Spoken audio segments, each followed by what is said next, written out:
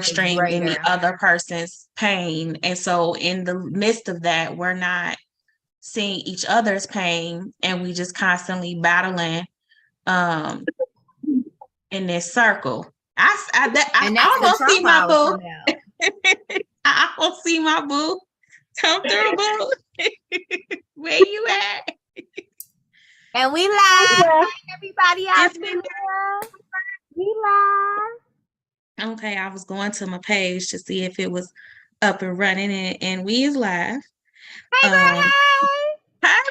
Hey, girl, hey. Hi, girl. So Nat, Siobhan has come on before. She came on when we were talking about like adultism and parenting, etc. She came on, talked about, you know, her experience, and also as being a Black wife. So she's been on here before. We just lost her. She'll come back. Yeah, I remember. You remember? That's my boo. I love that. Hey, girl, hey was genuine. I knew it. I listen. That is my boo. When I say I love me some Siobhan, I loves me some Siobhan. She know I loves me some her. And this is a conversation that we have a lot also, just between us, just talking. Like I said, I've been having this conversation so much lately where I'm just like, okay, I know we talked about this before, but I still feel like it's a huge disconnect, and I don't know what the disconnect is. And I've been just really having this conversation a lot on both sides. I've been having it with women. I've been having it with men. It's been across generations. So it ain't just been like, you know, people that's in the generation of us. It's older, it's younger. It's just, it just keeps going, that there's just, I don't feel protected. And what's happening is we're getting further and further apart, and we're getting angry at each other. So you got men angry at women. They angry at us. They do not, sometimes I'll really be questioning, like, oh my God, do Black men really like Black women? Like, do y'all even really like us? Tupac said it. He like, we gonna get it together. We gonna raise a race. We gonna raise a race of babies who hate the lady.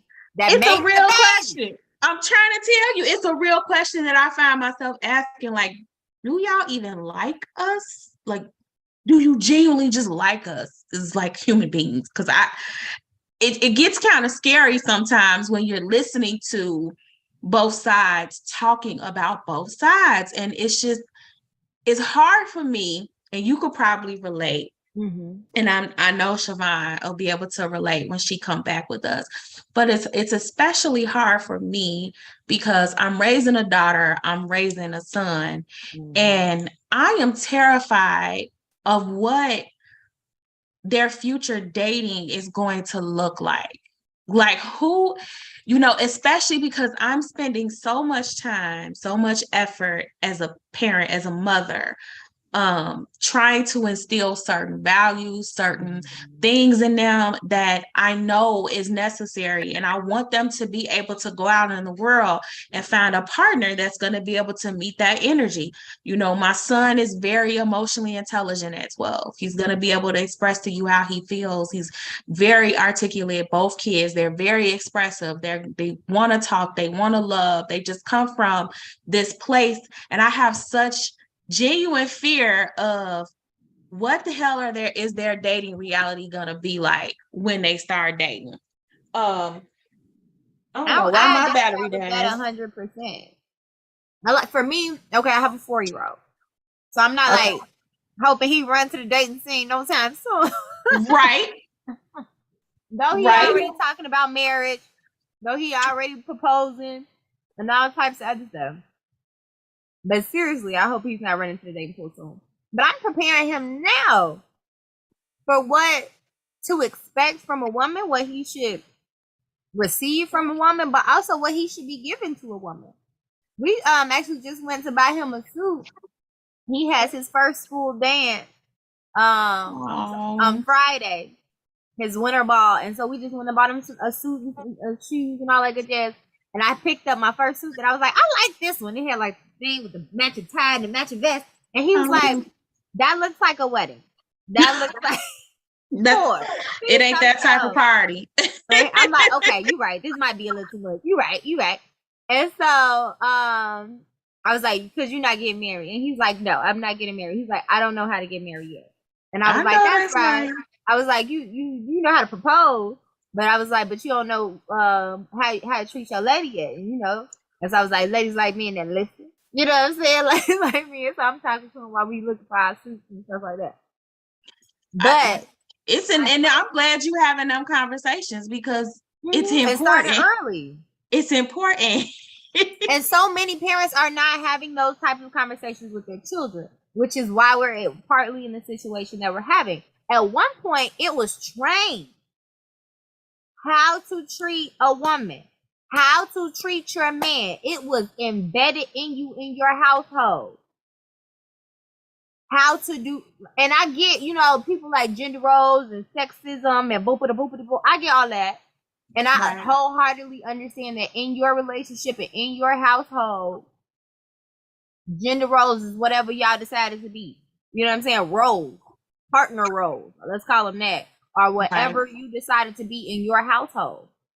I get that. But there is certain things that you should know how to do in a relationship before you leave your mama house. And I'm glad you brought that up because I feel like that's a really big, important part of the lack of protection for Black women. Like I try never to speak from a place that I can't speak from. I try to always have humility when I'm talking about stuff. So I can't speak from a Black man's perspective, but from a Black woman's perspective and from watching the Black women in my family and around me, and from watching my friends kind of go through things, just, you know, my own personal experiences in other ways.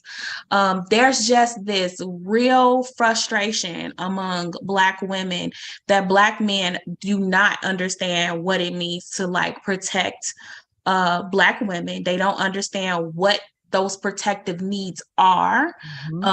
They are struggling that when we're communicating what we need, it's like there's a disconnect in them. Is that when the nag come out? Oh, you always nagging?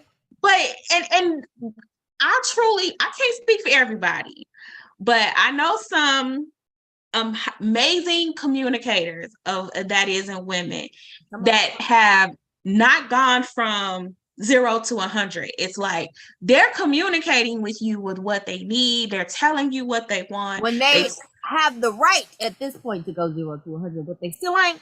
Well, they still ain't. Because I live that life. that life. But the whole narrative gets shifted then, right? It's like, well, she's nagging me, and she's angry all the time. We get gaslit when we're trying to say, like, and we're communicating with you, and we're just laying it out there, like, this is what I need. This is what makes me feel protected. This does not make me feel protected. I need you to meet me where I want and where I need you to be. And we're communicating those things first, but it's like there's a disconnect somewhere in there, which is why I really wanted to have men on this topic today. Next time. So men folk, if y'all out there, we need you. I need you. Like, tap in. I can send you a quick link right now. Like, because I think that, you know, and I could just remember from when Dre came on for the first time. Shout out to Dre. I saw that he was watching a little while ago. He shared it. Yeah, he was like nervous for coming on, and I was like, this is going to be a very safe conversation. Like, I am not here to bash you. Like, we are not finna do a men bashing session.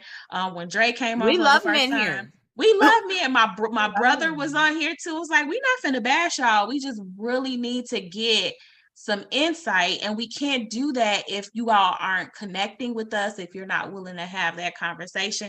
And we're struggling to get men to like really open up and have that conversation. And I think part of it is they don't feel protected. They don't feel safe. They feel like if they come in and start expressing things, one, we're going to gaslight them. We're going to brush them off. We're going to bash them, and we're not going to do that. Dre said he'll check in. We got a couple really good guys who have come on the show before and kept it 100 with us. Tony was one of them. Will North was another one. Will was another one. You know, but I still feel like Rush. But we're missing something. I don't know what. I know what it is, but I don't know how to get over it other than us trying to sit and talk about it and really, really, really tackle it, because I feel like there is this surface level conversation that we keep having with it. It's like we scratch the surface a little bit, but we don't really go deep. And I want to go deep. Like, I want to go real deep on this. I want to get in there. But you know, I think it all stems from what we were saying right before we went live. Like, it all comes from a place of trauma. It all comes from an absolute place. It comes from an absolute place of trauma. Welcome back, Siobhan. My apologies, baby. My phone today. You know I love my Samsung, but my Samsung failed me today. It's tired. It's no, you got that upgrade coming, so it's like, oh, you that's the iPhones that do that. Yeah, they know to replace me. What you say about the fruit phone? I said, she said what you said. Because she said that your phone started glitching because the new one's about to come out. I say, no, the iPhones do that. It know that you about to get somebody new. It's like, okay, you about to replace me, so I'm finna cut all the way up. You ain't just finna get me out. Like, okay, you gonna need me until the new phone come. You gonna need me. It's gonna be too late.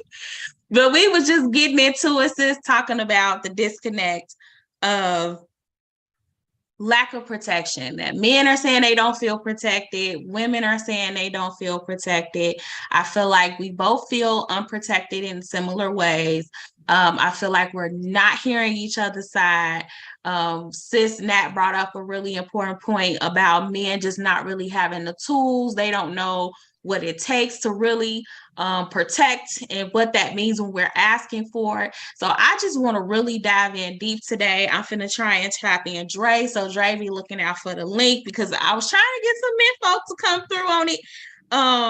But I do want to have a real genuine conversation with a man's perspective too, on why they don't feel protected. What is it that we're doing or not doing that is making their protection seem like it's just not existing, it's not there? Because what's really happening is we starting to hate each other. Like, I don't even know if we like each other. Like, we don't really like each other.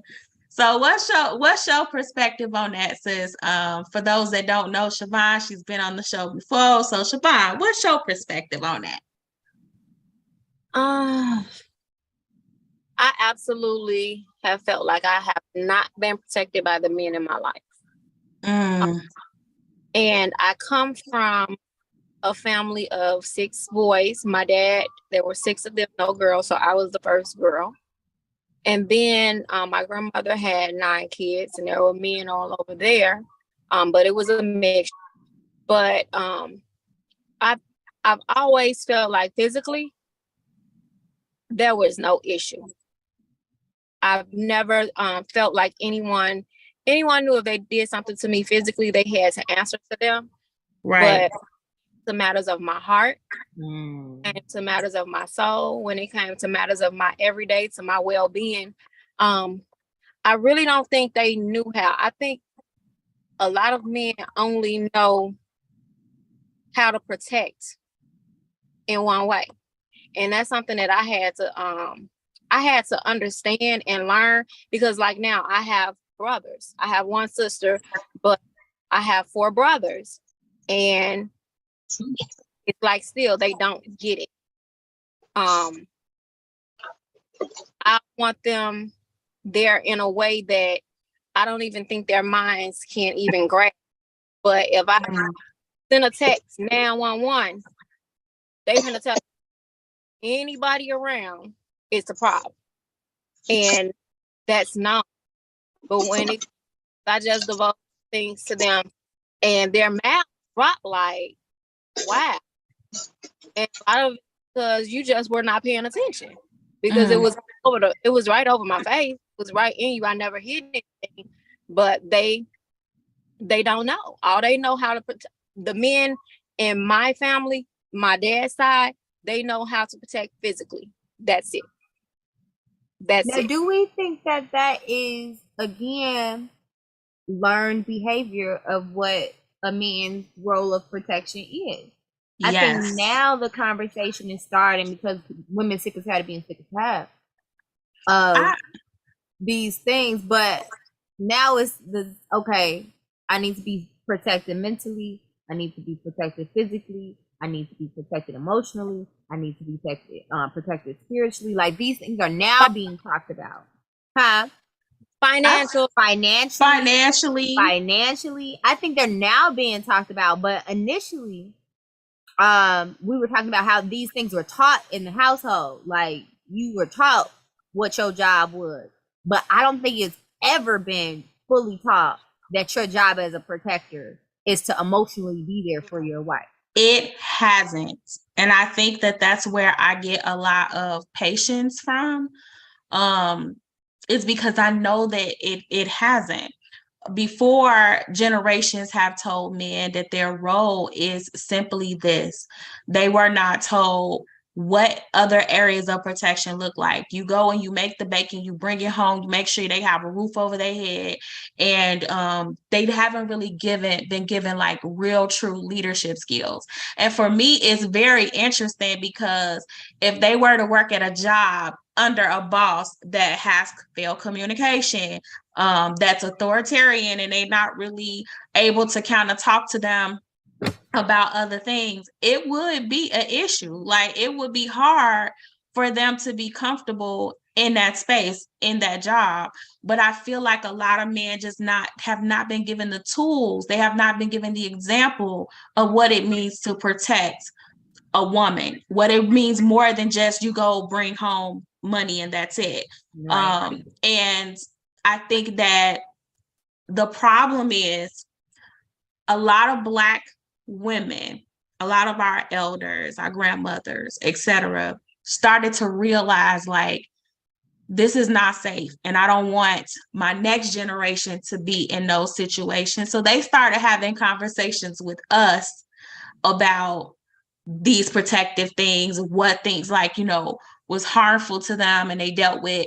But I feel like that wasn't happening for men. Like, there wasn't any male figure saying, there's an evolution happening with women, and we have to do more. Like, there was no conversation on that side. So I think, like, for my generation, because I'm kind of in a weird generation, early 80s baby, I'm still kind of connected to like the mid 70s, late 70s babies. And I think in my generation, we still kind of had like that hopefulness, right? That, they will come around and they would do better. But the men weren't getting that. Then there were all of these other things. You got jail, you got drugs, you got all of this other stuff getting in the way of having quality men and just having men in the community, period. But there was no conversations on women are being taught that it's okay to want these things, because before, you didn't have the space to want those things. Well, a lot of our grandmothers didn't feel like they had the space to want or have those expectations, but they realized that wasn't fair. It wasn't emotionally and mentally healthy for them, and they didn't want that for the next generation. So they started talking to us. I just remember having conversations with my grandmothers, and I had several, or just listening to conversations about some of the things that they endured, and that they didn't want me to endure those things, growing up for the next generation. So I feel like that's a big disconnect too. Like, who was talking to the men? We had our grandmothers, our matriarchs talking to us, but the conversation never changed for Black men. It was still like, this is your job to protect them by providing for them monetarily. But nobody can we also be honest? Go ahead. That's not there either. Like, protecting monetarily is like decreased in stock. Like, it's just like, you being honest. There is so many men out here who do not even have that notion of protection. There are so many men out here living up under women. They looking for their mama part two. Like, so when we're talking about the education of men versus the education of women, we talked about this on another show. I believe it was a different topic, but it ties in where we got to look at the parent. And that goes, of course, mother and father, because I'm tired of people always putting it on mama, because two people have a child, right? But I'm still gonna say Ma need to check in. Like, Yeah. Because we put a lot of energy on raising our daughters to be able to provide, to be able to take care of themselves, to be able to cook, to clean, to all the things. But I don't see, and I'm not saying it doesn't exist, but I don't see that same energy when it comes to raising our young men. And I've had several conversations with different people who grew up with brothers, and their brothers didn't have to do nothing, but the sister had all of the chores. Or that sister darn near had to take care of that older brother. You know what I'm saying? Like, it's a difference in how we educate them in general, as far as life skills, as far as a lot of things. And so that same thing with the education of older women going to the younger girls, like, hey, change this, don't accept this, do better here. And nobody's talking to the boys. It's that way all the way around. So I feel like we get to the point where we are now, where they miss the educational life skills, they miss the providing, they miss the protecting, they miss the emotional literacy. They like, what are we coming to the table with at this point, fellas? And I'm not saying it's all men, because I actually just had an amazing conversation with a young brother. And I actually just, that's why I grabbed my phone. I texted him to see what he was doing at this moment to see if he could hop on. Because we had such an amazing conversation where he's like, he's learned over time the things to do from old relationships, from failed relationships. He's like, okay, now I'm going to communicate. So now he's over communicating. He's like, I'm not doing that again. You know what I'm saying? So as far as communication, but also he said this, and I almost started shouting for this brother. He said, I feel like men are missing the biggest cheat code. And I said, what's that? And he said, just listening to their woman and making sure that her needs are met. Because in that moment in particular, we was talking about sex. And he was like, and they would be able to get all the sex that they want and need. And I'm like, you ain't never lied. You ain't never lied. It's facts. We got some new joins here. We got Dre, our honorary third host, even though he still be trying to pass the title. So we will have that male perspective on here. Thanks for joining, Dre. And then we have Nikki Patan. I love me some Nikki too. Look, if y'all don't know who Nikki is, Google her, okay? Google Nikki, all right? Nikki is amazing. I am excited to get Nikki's perspective. We're going to get into this conversation for real today, because I am so tired of us just like kind of easing in and not, no, we're gonna talk today. We're gonna really talk about it, and we're gonna get it out here because it's important. And if we don't stop, like, I'm raising a Black son who's gonna be a Black man, and I need him to be loved on properly too, because if we all tired of Black men and we can't, where's he gonna go for the safety and protection he deserves? And the same for my baby girl. I'm like, my baby girl is really close to dating. See, while you got time that, I got a 16-year-old that's trying to get out his. You ain't got no time, sis. I ain't got no time. So, I'm very concerned about what they're going to be met with as they're getting out here dating. So, Nikki, thanks for joining. Dre, thanks for joining. I want to open up the floor and give y'all a moment to offer y'all perspective in this. Also, what are y'all feeling about this? I feel unprotected. You want Nikki to go for ladies first, or you want somebody to chime in or whatever? How you want to do this? I think let's get a man perspective. Well, so we not seeming like we're bashing men. Like, let's get you in here. I would never put that on you about bashing. I just listen. As the brother said, I listen. I'm talking about for the people out there. I don't want them to think we just want to nail. No, I can vouch for you guys. I can vouch for you guys. You sisters do not bash. You have your opinion and you have your thoughts and your feelings. So that's all appreciated. Thanks. That being said, there's two ways to look at this. For me, there's the idealism to it, and then there's the realistic part to it. Everything that you said, that you all talked about, from a point that I feel is like the idealistic, meaning that it's the perfect version of how you want it to go. Our communication with, men and men communicating and being receptive and everything like that. All that sounds great and ideal. And for certain relationships, it'll fit, it'll work. But unless you have the proper brother to be a part of that conversation, it's going to be. I wouldn't say problematic, but it'll be a work in progress. Let's put it like that. Because going into the realistic part, you all addressed it. I mean, brothers, speaking as speaking as a black man, unless you were brought up in a household, had the environment that was nurturing and educating, and been around and grown up and matured emotionally and all that good stuff, and had the right friends to guide and to teach and to have your lessons, you're not going to be that man. It takes time. It takes time.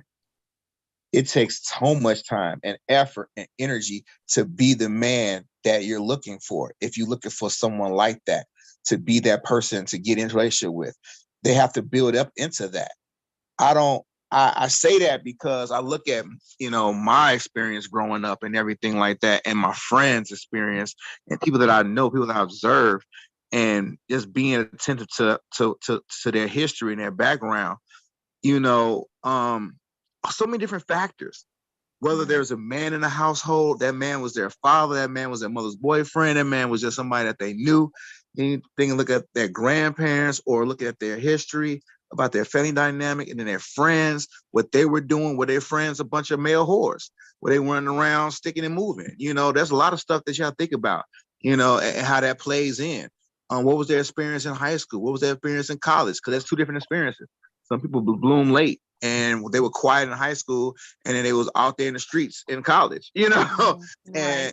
and growing up into their own and having their own experiences and everything like that. And then they may have found that person to fall in love with, and they did right, or they may have got dogged out. It's so many different factors, so many different ways to play.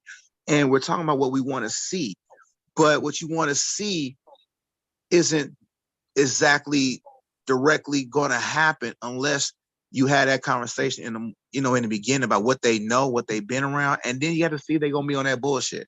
And I hate for cursing, but We keep men, We keep it men, real. men, a lot of men play that game of being a wolf in sheep clothing. Put it like that.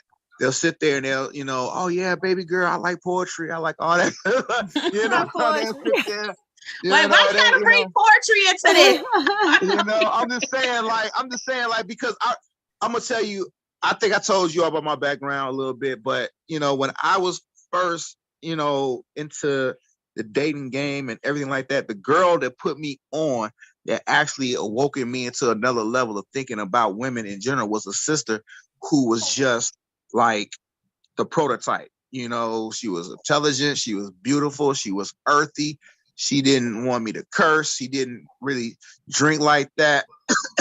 She was really just about just being like, she was one of y'all, like literally, like I could put y'all all on the same line and be like, y'all the same person, just different levels, but because of her is what got me to understand what women like and how to be different. So I wasn't about being like a dog or a man or nothing like that. I had to learn to appreciate other things, had to think outside my box and educate myself. So that means, if you go to a poetry slam or spoken word joint, whatever like that, and listen to what they're talking about, you go up and read and study and find out and get back into your books and learn and be more worldly, be more mindful.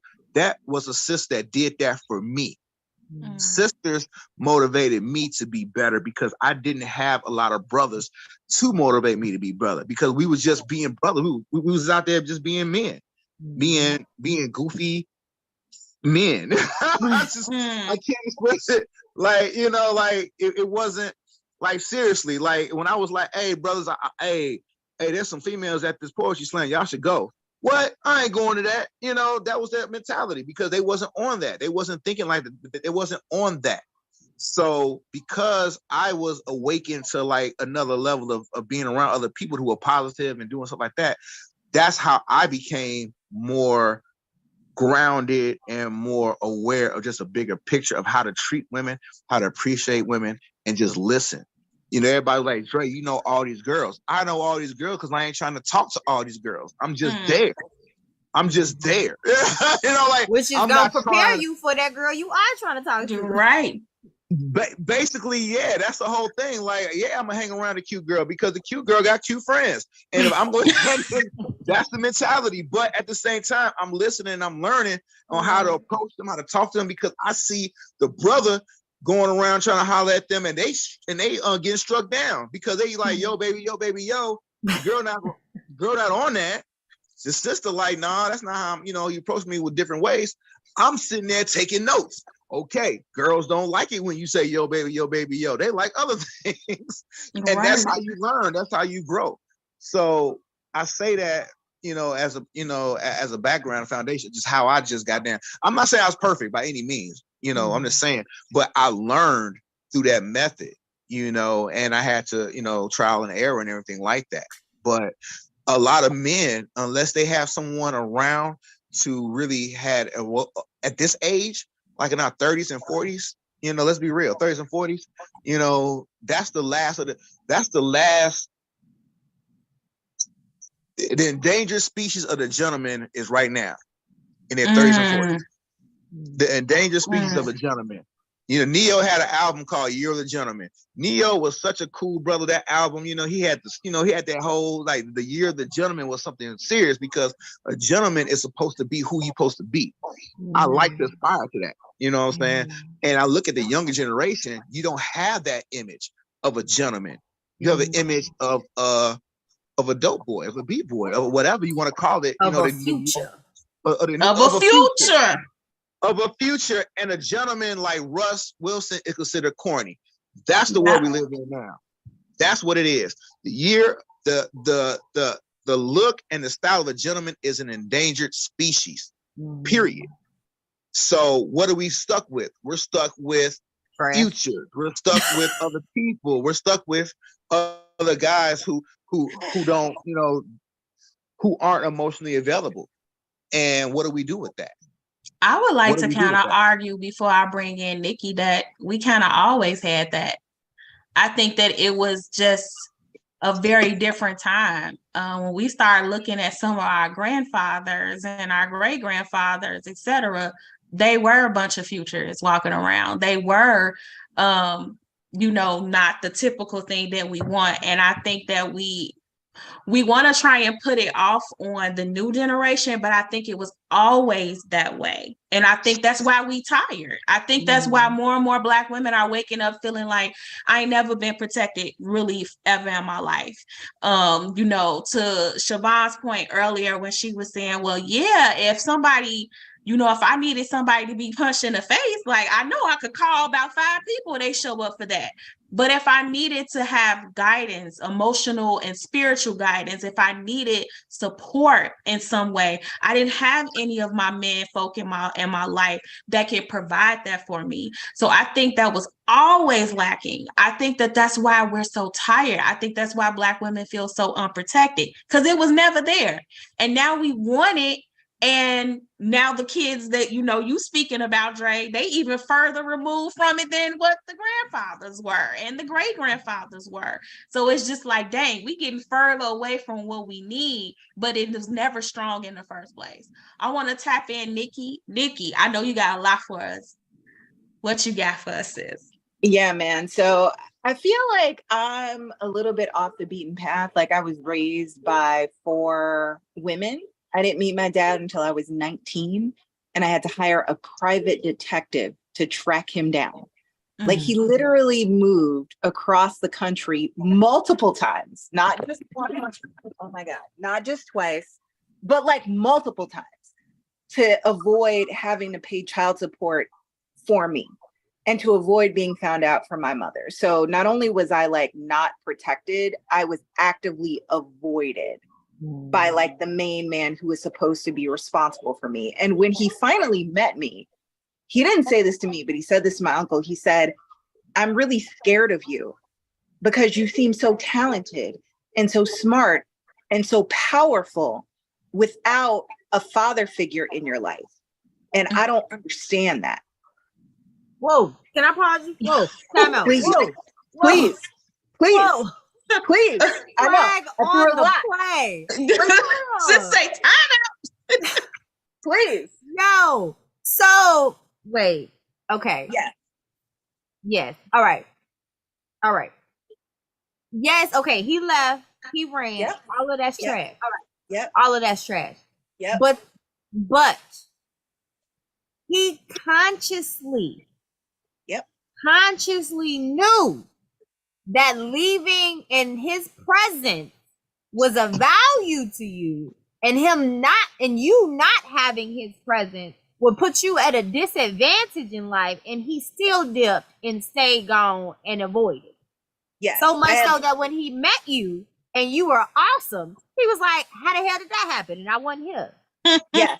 And I have 3 handwritten letters that show his mind state in my very young childhood, where he's like, yes, I'm so ready to be a father, and I'm so ready to be here, and I'm so ready to be present. And so you have to understand, my mother worked at the same place from the age of 16 until the age of 40.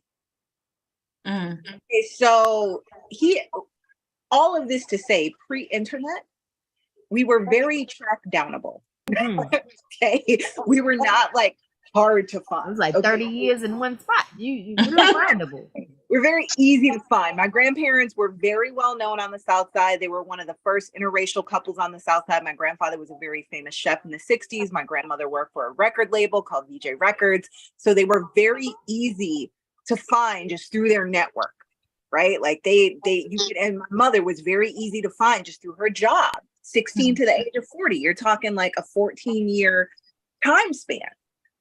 And my mother filed for child support. She filed for the whole thing. And my father moved from Illinois to Texas, from Texas to Pennsylvania, from Pennsylvania to Wisconsin. And I had to hire somebody to find him. So once I found him, I was like, okay, I found him. So it's gonna be what it is. Like, it's gonna be good. Like, I found you. It's okay. I'm gonna let go of all this pain, all this hurt, all this whatever. We're reunited, and that's what happened. So I invited him to my house and performed, like, and this is in my very early 20s. So this is before Def Jam. This is before all the stuff that I did that makes people be like, oh my God, Nicki. And this is before all this shit, right? So this is before like the age of 25. And I invited him and a bunch of friends, and I performed my poetry and my songs, because I was like, yeah, Dad, I want you to see who I am and what I'm about, and that, like, I haven't wasted my time, right? I haven't wasted my energy. I'm teaching people, I'm using my words for positive things. And his reaction was, I don't get it. His reaction was, I don't understand it. You don't have a father. I don't get how you're as smart and accomplished and as talented as you are without a father. I don't understand it. And what's wild is that even after that, so like we're talking like a year or two after that, I was in a really messed up relationship, like really violent, not good. Like, this dude tried to actively kill me. And I thought my only solution, which was at the time my only solution, was to move away. And by this point, my father had moved to Kenosha, Wisconsin, which, if you're familiar with the Chicagoland area, Kenosha is only like a few hours away. So I called him and I was like, Dad, this dude that I've been with for like a couple of years now, he's like wilding out. He's like choking me out. I can't stay here. I can't live here. I need to move. I need to go. Can you and my brother, who was 16 at the time, football player, can y'all come and help me? Can you help me move out? Can you help me move away? My father was like, yes, we will come and we will help you. Day came for them to come help me move. Never showed up. Never called. Never did anything. And it was at that point that I was like, okay, all right. Like, okay, like, you didn't even call to be like, nah, we can't, or we won't, or we're not available, or we're whatever. And so, of course, like, what happened was that my mom, being my mom, figured it out. She helped me get movers. She helped me like work it out. We moved all my stuff to her house. And that was that. And then the next time I talked to my dad, I called him up, and it was like one of the messed up conversations I've ever had. I called him up because I wanted to go back to school, and I had all these student loans, and I was like, Dad, can you help me with tuition, et cetera? That was my goal. with this conversation. And so I called him and I couldn't even get to that point because I'm like trying to work up the nerve. I'm still like not even 25, right? And I'm trying to work up the nerve to be like, can you help me out with tuition? Because like you haven't paid child support. So can you at least help me with college? And he said, this is a verbatim quote, well, I'm really glad I worked as hard as I did to get all my kids through college because now they don't have to worry about that. And well, it was not like, all of them. you know, clearly. And it was like blow to the chest. And like, if any, you know, Sante, you know my personality. So, you know, like normally I'm not dealing with the disrespect. I'm not being like, oh, okay, that's fine, you know, but in that moment, something told me like, just let it go. And I was like, you know what? All right, Dad, that's great. You know, congratulations. I love you. You know, that's all good. I gotta go. I'm gonna talk to you later. And then like 24 hours later, his aorta exploded and he was dead. And that was it.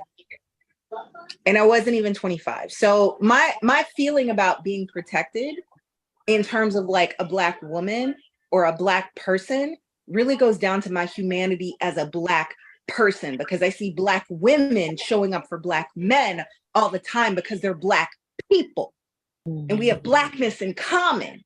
So if you're being treated badly by police, or if you're being treated badly or unfairly by whoever, we're not here for your humanity being fucked over. We're not here for that. We're not here for your humanity being denied. And I feel like for me as a Black person, that's where it misses the mark. That I don't feel like Black men see me as a Black person whose Black humanity needs to be protected because I don't fit the mold of what they feel like Black womanhood or Black femininity should be. I'm never going to fit that. I've got short hair. My grandmother is Russian Jewish. She was like 6 feet tall. I'm like 5'8". Like, you know, I've got like the East German swim team build. Like, I'm never going to be tiny, petite, whatever. I don't give a fuck how much vegan, yoga, whatever I do. I'm never going to be a small, tiny person ever. I'm never going to be perceived as like a small, tiny, feminine, vulnerable, whatever. But regardless, I'm a Black human being. I'm a Black person, which means that my humanity, regardless, needs to be protected, respected, uplifted, protected at all points in times and situations, especially because I've been out here for 20 years plus deep, teaching in jails, prison, detention centers, you know, case manager for LGBTQ, like homeless Black youth, etc. The young Black people who people never want to fucking talk about, think about, hear about. That's who I've been here for. And people treat me like I am not deserving of any of that protection because I don't fit all these molds and stereotypes and whatever. And this is why we have to get past the gender shit of this. Because at the end of the day, we are all Black people. And it's our humanity that is being attacked by police, politicians, etc. Okay, now I'm gonna climb down off my soapbox and serve my child fried chicken and french fries. I mean, because you said a whole lot, Nikki, and I think what's super important is that it started from home. How many stories can we say that we have like of dads and father figures not showing up? I am just blessed and fortunate enough to have a man that stepped up, and although I was not biologically his, he saw me as his from the moment that he came into my life, and he poured into me. And I had an older brother that poured into me. I had uncles that poured into me. You know, I had other men in my life that wanted to pour into me, but I had a lot of healing to do from having that rejection of not having that person, that male person that I'm connected to, not show up for me, not, you know, fulfill promises that he made. So really that lack of protection starts for a lot of us little. It starts very, very small. We're kids and we like, my dad don't show up for me, or I've been waiting on this porch for 45 minutes and he never came. Or he promised that he would do this and he didn't. And so when we start being met by the rest of the world from that same place, it is hard. It is hard for Black women. And if I can get Black men to hear what you all are saying here, is that part. it's hard for all of us. Like we've never said it was easy for Black men. Like we've always acknowledged the struggle that Black men have. I think the disconnect is that y'all never wanted to, in a lot of spaces, I won't say all of you, but a great deal of you were never willing to see the struggles that we are encountering with each and every day, and what things are affecting us and how we're not worthy of protection. I want to just close with this one thing before I hand it over. I remember having a conversation about this with my older brother, and he was frustrated with me because I was trying to get him to understand that no, Black women really aren't protected. And he just kept saying, but that I don't like that. And that's not true. And you've been protected all your life. And I'm like, but I'm a drop in the ocean, not even a bucket. I'm a drop in the ocean that happen to have all of this male positive protection emotionally, mentally, and spiritually, but I am not the normal. Black women are not protected. And we started going back and forth, and he's like, all my guys, if we saw a man doing this, we would intervene. And I said, sure, of course you might do that, but how many Black women can feel like they can open up their heart? How many Black women can feel vulnerable? A big reason why Black women really became a big force in the workforce is because financial abuse was a real thing. Like, men were using finances to control them, to put them in a space where they're not allowed to have any emotions or humanity in a lot of spaces. So they wanted to try and gain some of that control back for themselves. How many times did this happen? And he kept saying, no, that's not the truth. And I know of more people than not. I said, what's funny is that Black men, when you tell them that, the first thing they think about is their mom, their sister, their niece, their daughter. But the problem is, outside of that, the rest of society the rest of the Black community don't see all Black women as part of their village. It's very easy to protect your mom, to protect your sister, to protect your daughter, to protect your niece, etc. But we have stopped seeing all Black women as part of that community. And that is the problem. I am still part of your community. I shouldn't have to be blood related to you to get a certain level of protection because we're Black people, to Nikki's point. So I know Siobhan is over there. She is stirring. I want to hand it over to you, boo. What are you feeling right now? What are you thinking right now about everything that's been said? It's a lot. It's like right now I consider myself in a healing space. I'm not healed, but I'm in a healing space. And when you brought this whole thing up, this is something that I actually had a conversation with a few of my cousins with, and I let them know, like, y'all did a piss poor job of protecting us. Like, I've seen almost every woman in the family be abused. With all of them, but all different other kinds of abuses. And so I grew up like, I wish somebody would. So I always thought that because I had that protection, that I knew, oh, I'm not going. I'm gonna let you know the shooter's gonna be out at you. This is not what we're gonna do. So I've never had physical abuse in my life from anyone that I dated or anything like that. But when I sit back and I look at just the relationships that I had now, there weren't a lot of fathers in my family.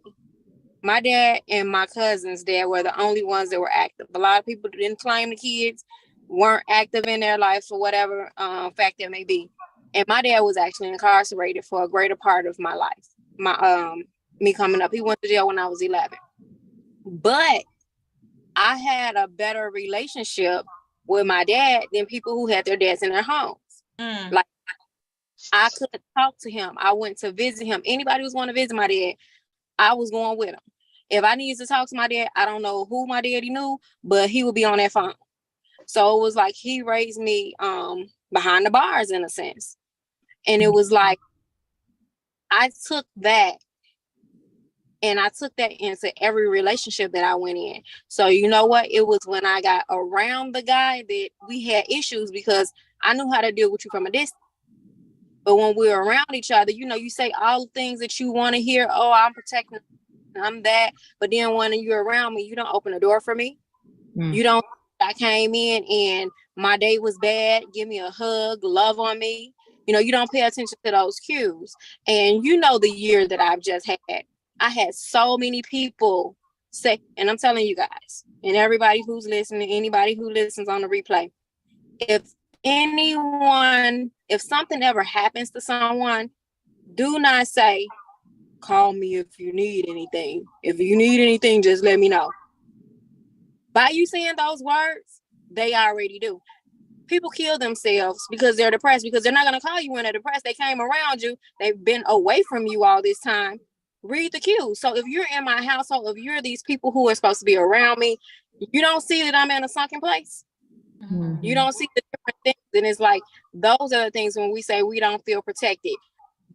Me personally, I don't know about the rest of you guys, but I'm not dating a guy that I feel like I could beat up or can't protect me. So physically, I've never really had that issue. It's like, it's the other things. It's like when you feel like you have that attitude, and that's one of the things guys always say, you're so, you don't get to be feminine. I don't get to be feminine because I asked you. You didn't respond, or you took too long. When I asked you, I needed it yesterday. So I'm getting to the point now that you didn't see it need to be done. So I'm asking you, and then you still hesitating. So now I'm not going to ask you. Then you act like you have everything under control. No, I don't have everything under control, but it has to be done. So I'm going to do it. What do I need you for? And it reverses, because you'll end up, if I have to do X, Y, Z, this, that, and the other, I may as well screw myself now. That's why so many sex toys out. Because what do I need you for? I don't need you for anything else. I just changed the oil on my car. I paid. I got therapy. I'm fixing my head. I kiss myself. I'm hugging myself. They taught me how to hug myself in this class. So it's like I'm doing everything else. Hey, let me try this rose. So what? By the way, everyone should have one of those. Everybody should have a rose. Can I just address that as somebody who just bought a house? Because I just shoveled my snow this morning. And I take out the garbage and the recycling every week. And some people would be like, oh my God, are you so sad that you have to do all this physical labor, etc.? And let me tell you, I'm not sad at all. You want to know why?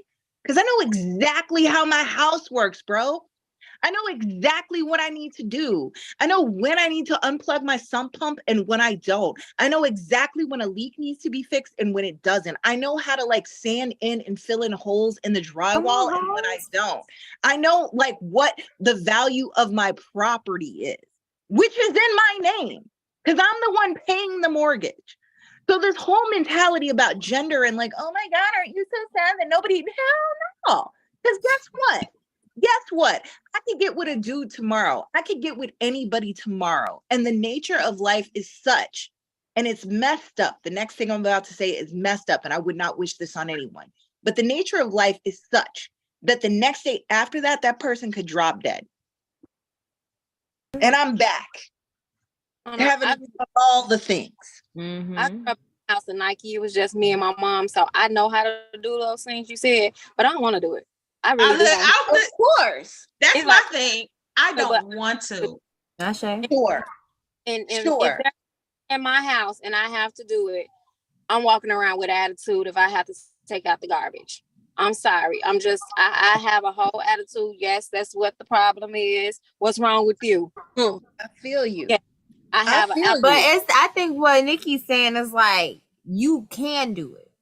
You can't. And I think what happens with a lot of with women who never learned how to do it or never had to do it is that if the unfortunate thing happened where their partner leaves, they're lost.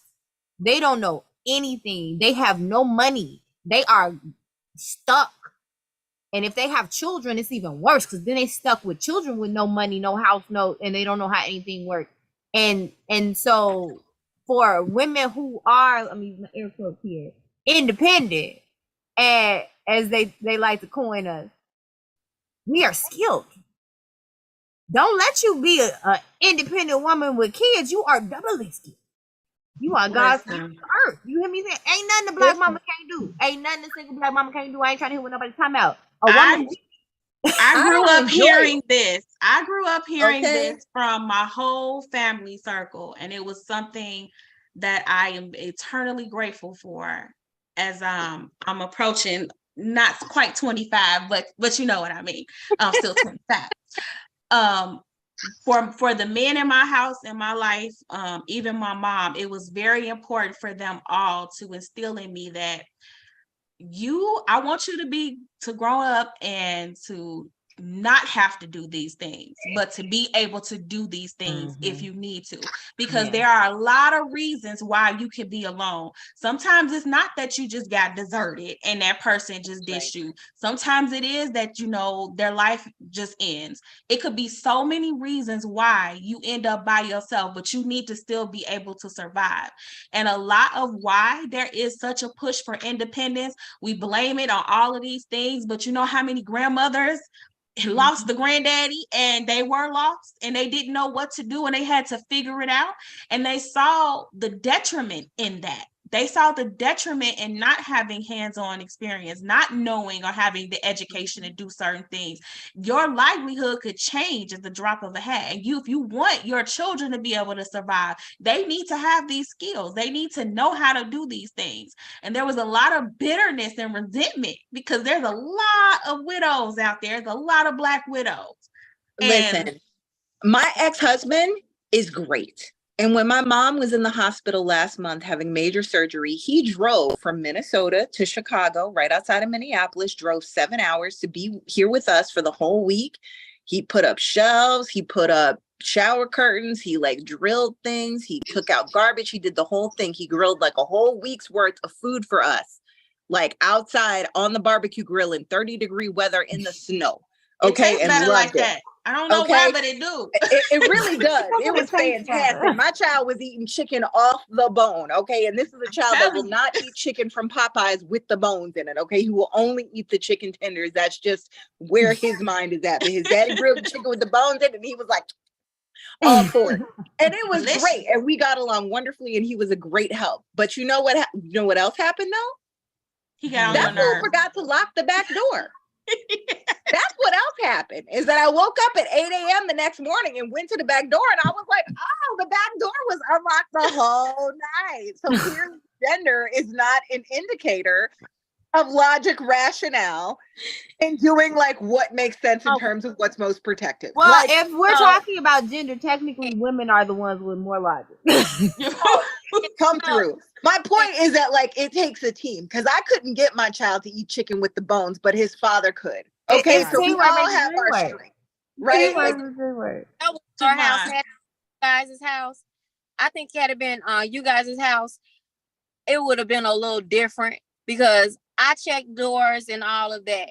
If you guys lived in the same house, it probably would have been second sense. You got to get man came and cooked and did his thing. No, I gave him all love and honor, but when we lived together officially on the same lease, he would do the same thing. That's just his personality. He's a Libra. He's just light in the brain, and it's okay.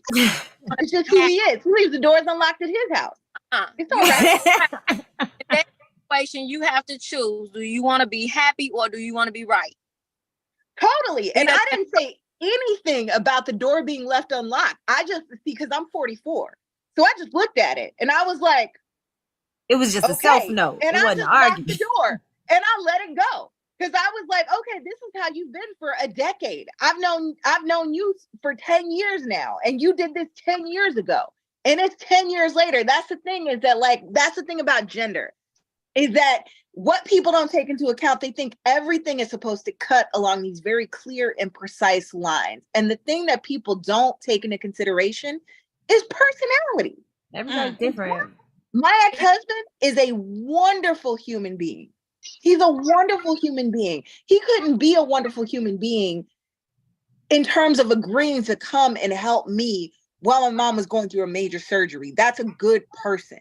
Mm-hmm. That's just a good person in his heart. He's a great human being. He's a wonderful father. He is not the most on top of it person when it comes to door locks and security systems. That's not his strength. So I don't look for that in him, which is why I check after him, right? Because I know, I'm like, this is not your strength, and that is okay. And I don't even like hold that against him. That's why we're such good co-parents and even divorce while we get along so well. Because I accept that those are his things and my things are my things. And we're much better off being divorced like great, good friends and great co-parents versus being married and miserable together. Y'all And bring that's up a very important point, until- though, to Siobhan's point and your point, Nikki, is that if we could ever get past the understanding that each of us are missing something in each other in that protection boat, we would actually see that if we are working together, like everything will be covered. The force. Like when things are cohesive in here, like you talk about feminine energy.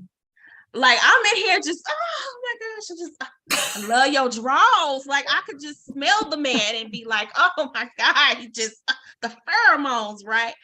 But if I'm feeling some way, like I'm not getting that protection, and again, it's not just physical. It could be, damn, this garbage is spilling out. Like what the hell? When is it gonna go out? And I'm trying to cook, So now I'll just be like, yeah, I'm trying to cook, but the garbage. And he's gotten to the point, because we in it for a long time at this point, where when I start seeing stuff like that, he just get up out the bed and he go carry out the garbage, because he know I will shut the whole kitchen down at this point. Like, ain't nobody getting no dinner, because I just don't want to cook in this environment.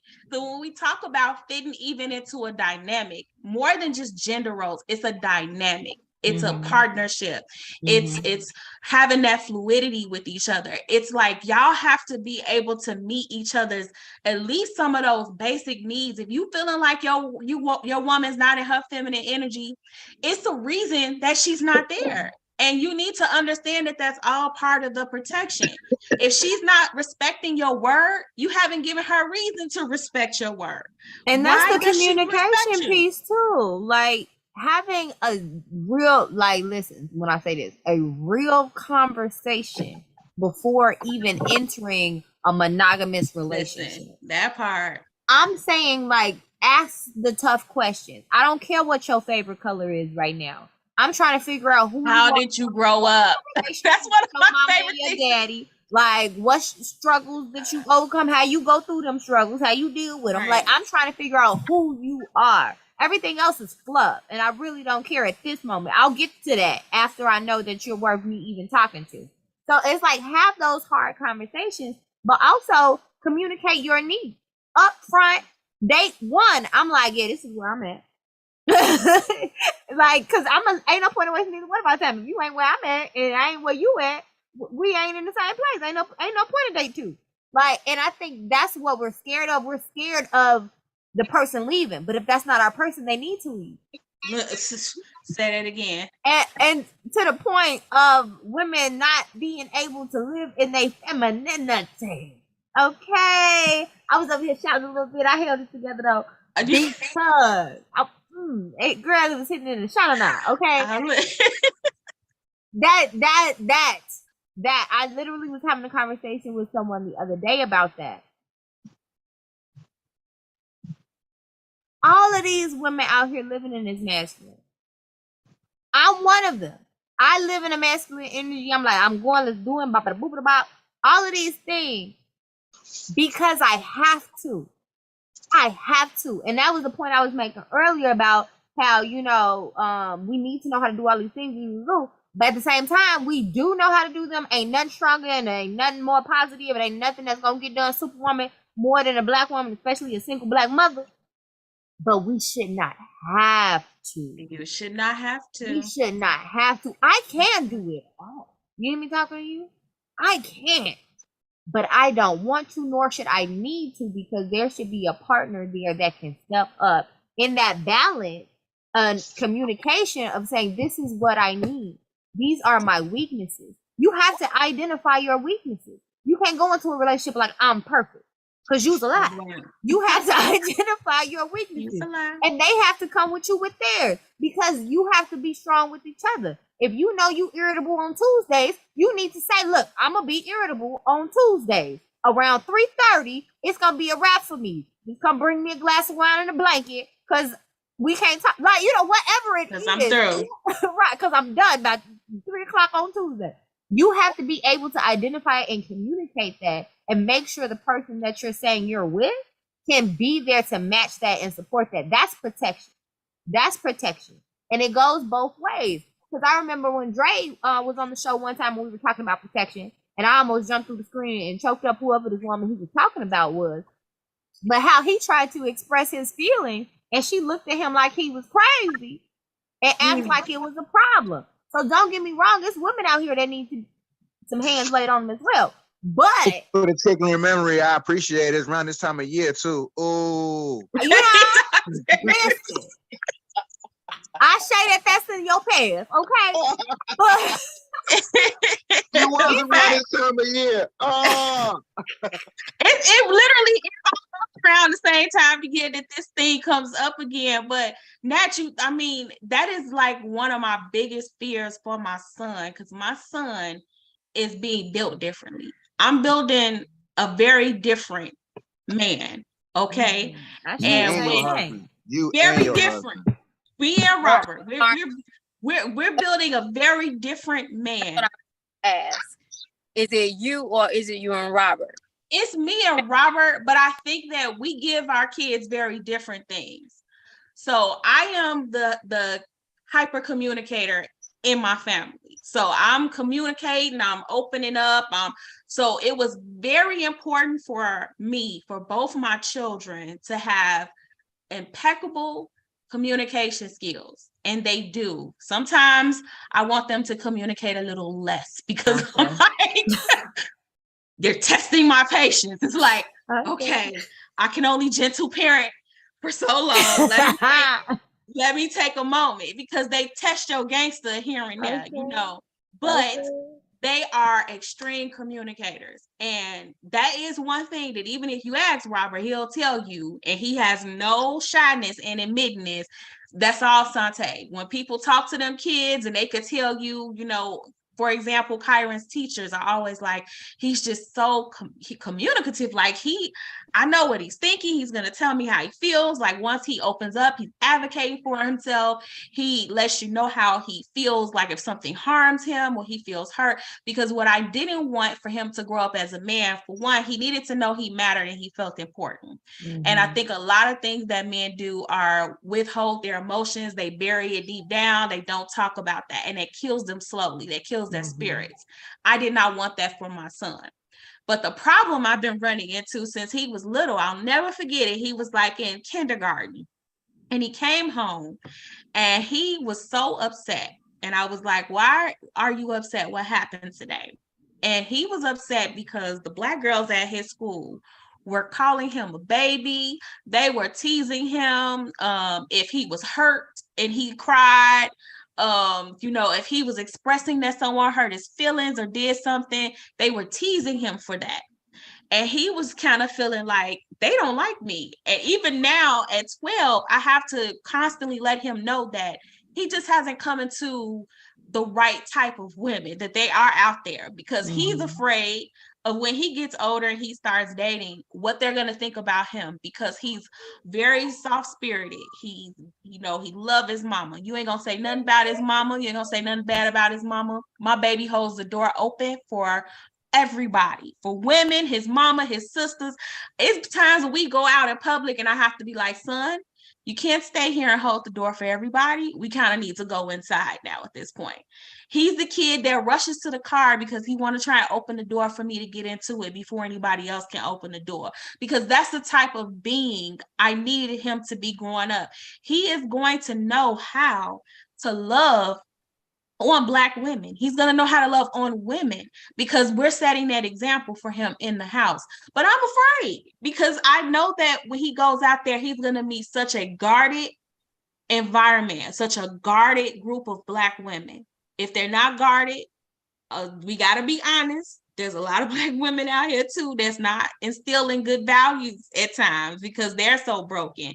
And some of the things they're telling their daughters to do and their children to do aren't necessarily, good for the environment, good for the community, etc.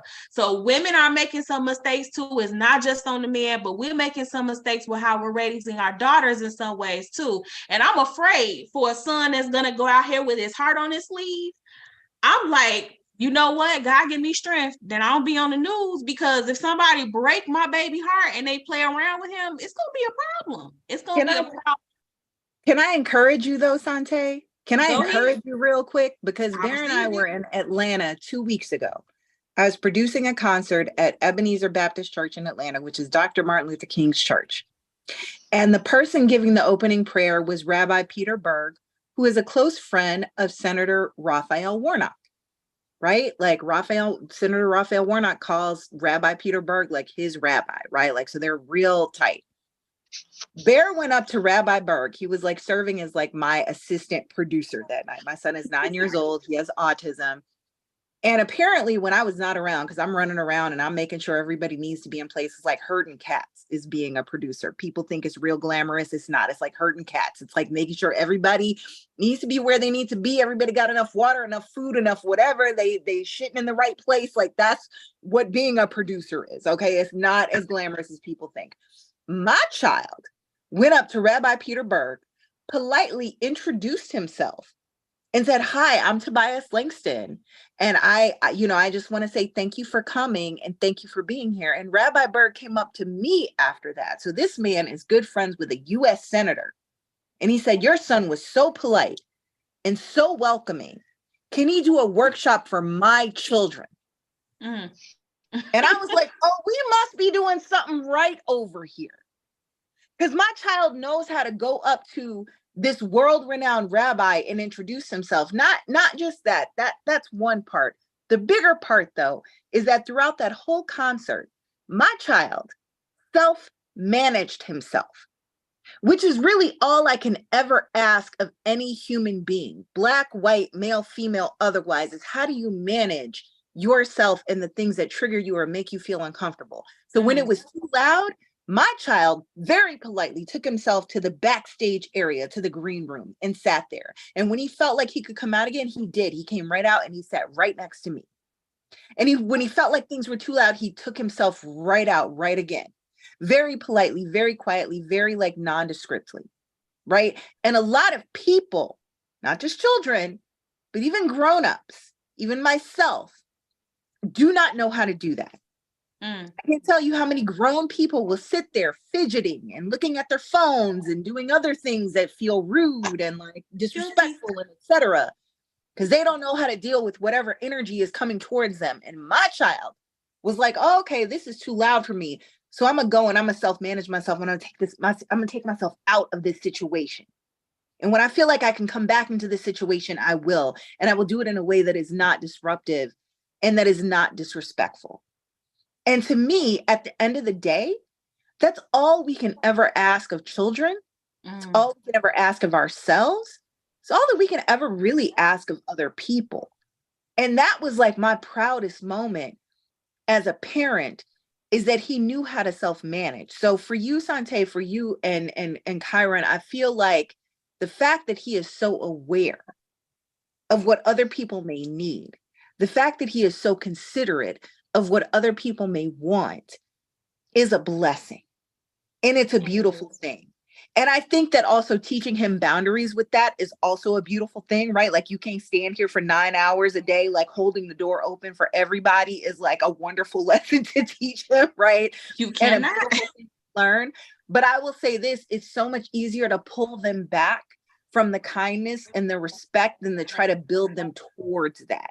You know what I mean? Like it's so much easier to pull them back and be like, well, maybe, have a little bit of a more boundary, maybe have some more respect for yourself, maybe recognize when you're too tired. It's easier to do that than it's like, oh, be more respectful or be more considerate. So in that regard, I just want to give honor and props to you as a mother and as a parent, because it's just hard to get children there of any gender. Because children, I'm sorry, as a parent, let me just say, children are great and wonderful, but they're also like little terrorists. Sometimes I'm gonna just say it. They can be real jerks sometimes. Okay, they can just be real. There's no lies detected. Thinking about nobody else, ain't concerned about nobody else. Like for real. They can, very blunt. They have zero filter. They don't have a filter. They gonna tell you how they feel, which is admirable. But man, it be coming out in the wrong spaces, in the wrong places. I've been in some moments where I've been like, I'll be damned. I can't believe this kid said this right here, right now. And just embarrassed the heck out of me. But you know what they said, they was right though. They was right. But still, this was and I gotta protect you through this asshole-ish situation that you have now put me in. I thought we all gotta run. But I think that goes back to the parenting aspect of the situation that we're in as far as not being protected. Because as parents, as community, village, tribe, we have to realize and then make the decision to train our children better. That's male and female. We have to train our children better. Instead of perpetuating the things that we don't like, we have to teach and install into them the things we want them to be, the things that we want them to do, the way we want them to treat other people. And if we do that early and set that foundation, even like Dre said, if, high school, college pop up, they might slip up. You know what I'm saying? They might, live their best life or whatever. But they're going to come back to those roots because they know what's right. It's muscle memory. It's muscle memory. They're going to come back to that. Like, no, this is a person. Let me talk to her. No, this is a person. Let me not do that to him. Whatever it is, you're going to come back to that. So if we set that foundation of communication, if we set that foundation of understanding, if we set that foundation of these are human beings, and would we want to be listened to? Would we want to be talked to like that? Would we want, really, it's simple as that. If we don't want it done to us, we shouldn't be doing it to nobody else. If we want somebody to listen to us, we should listen to other people. And if we train that in our children, male or female or otherwise, then I feel like we'll be in a better place for us to hear each other when we say, I need protection to look like this for me. I agree. To be able to reciprocate it. I agree. Siobhan? I agree with that, but I think you guys are operating out of a space that everyone was taught better and taught to know better. And that's the reason why we have the issues that we do have, because a lot of people weren't. Prime example, my daughter, I was just talking to someone earlier. My daughter was getting ready to go off to school, and my mom was like, "You're not gonna iron your shirt?" And she was like, "Iron." I'm like, "I don't know how to iron." She's like, "What do you mean you know how to iron?" She's like, "Because we don't iron." And I was like, "Oh my God." Supposed to be on the list of things that I was supposed to teach her, but she left my house. But she knows how to budget. She knows how to give herself self-care. She knows how to take her time and her moment, her space, and regroup. Can take care of a whole household, budgeting, and she knows how to save. She knows how to wash her clothes. All these things that I'm like, okay, let me make sure you know how to do. She can't iron. And it wasn't on my top of my list, but it was on the list because I didn't make her iron. Her dad ironed their clothes because I wasn't going to do it.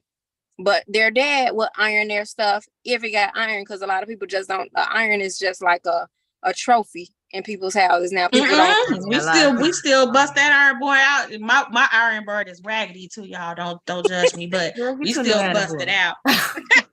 I know, right? It's got sentimental value at this point. It's the things that, you teach your kids the things that you think are important, and you teach your kids the things that you know. One of the things I had to do was to unlearn a lot of the things which we call generational curses, unlearn a lot of the things that I had been taught. It caused me problems in my relationships, not just with my marriage, because I didn't think I was doing anything wrong, but it caused me problems in my relationships. There were other things that is like, okay, well, if you're not going to do that, I'm not going to do my part. So even though I knew how to do right, You think about the simplest things, like a lot of people outsource. I saw someone post about, pay for convenience. And it's like, it's okay to pay for convenience, but you have to teach them a thing. I have no problem with my kids talking in slang with their friends, but they're going to learn how to talk properly first. Mm-hmm. You have to teach them, even if you're going to get a maid, they need to know how to wash their own hair. They need to know how to make up their own bed. They need to know how to up. So it was like, if they miss all of those lessons, of course they miss the lessons if it's not being shown to them in a positive light. Everybody didn't grow up in a 2-parent household that had a healthy mom and dad relationship. So it's like, you may have had just your mom. You may have just had your dad. You may have had your grandparents, or even just grandma. So it's like, you learn what they learn. You know what my grandmother told me? One of them told me, a woman always supposed to have pocket change. I always have some money stashed somewhere. My mama told me, don't ever live anywhere that you can't afford to live by yourself. It's those kind of things like that you don't realize it sets you up for have enough to live by yourself. That means I can't depend on a man for nothing. Those are the things that it trains you to. So you automatically go in a relationship with one foot in and one foot out. Because if you leave, I still got this. So it's like you teeter and you totter on both sides of it, and you both tear each other down, because it's like, damn, what do you need me for? Then you be like, well, I don't need you. Well, I don't need you either. So how do you get to that point? Like what I am doing, what you were saying earlier, Sante, about your son running into the wrong kind of girl.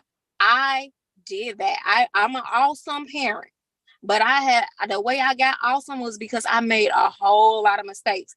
I've apologized to my children along the way when things happen, not later on after the fact.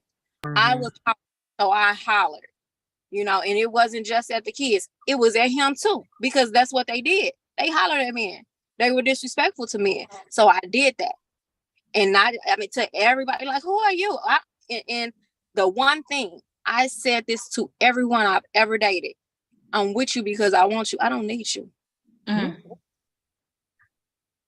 not with you because I need you. I'm with you because I want you. And I thought I was saying, like, I'm telling you, I like really I'm choosing you. And it was not like, I need your money or anything else. But that's not how they process that. They don't process it that way. Is it being a positive thing? Because their whole understanding is that they need to be needed. They're supposed to be needed. And so when you take that from them, a lot of men are lost. We're gonna be fair. A lot of them are lost because they've been given this tool that doesn't work in today's society with women. It's just not. It's not the same. But I feel you what you said, because I grew up hearing that too, Siobhan.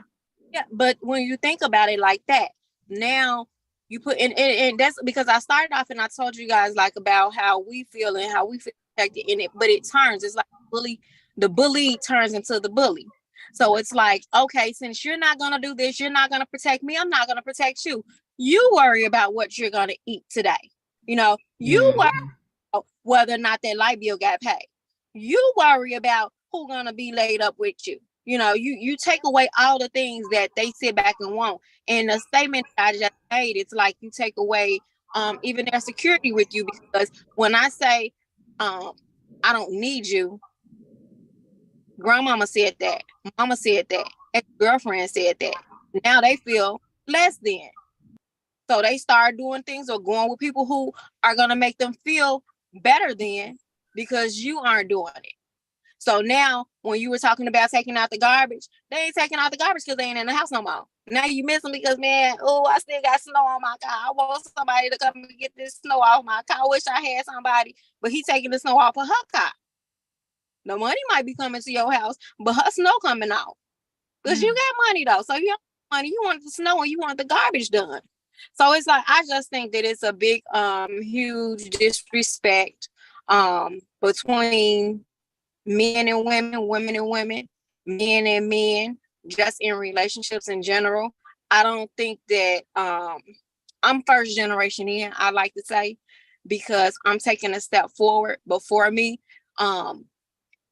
crazy people go to therapy. They don't need therapy. You know, these are all the things that I had to get unprogrammed. I was in college when I went to therapy. Okay. And it took for them to tell me that I wasn't crazy.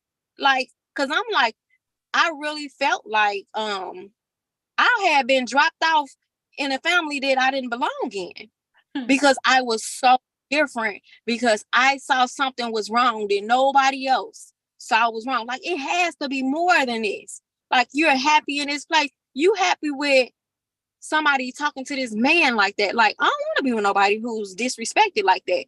I'm very, very high on respect. So I'm not a disrespectful person because you can't disrespect me. Because I get really, really disrespectful when you're disrespectful to me.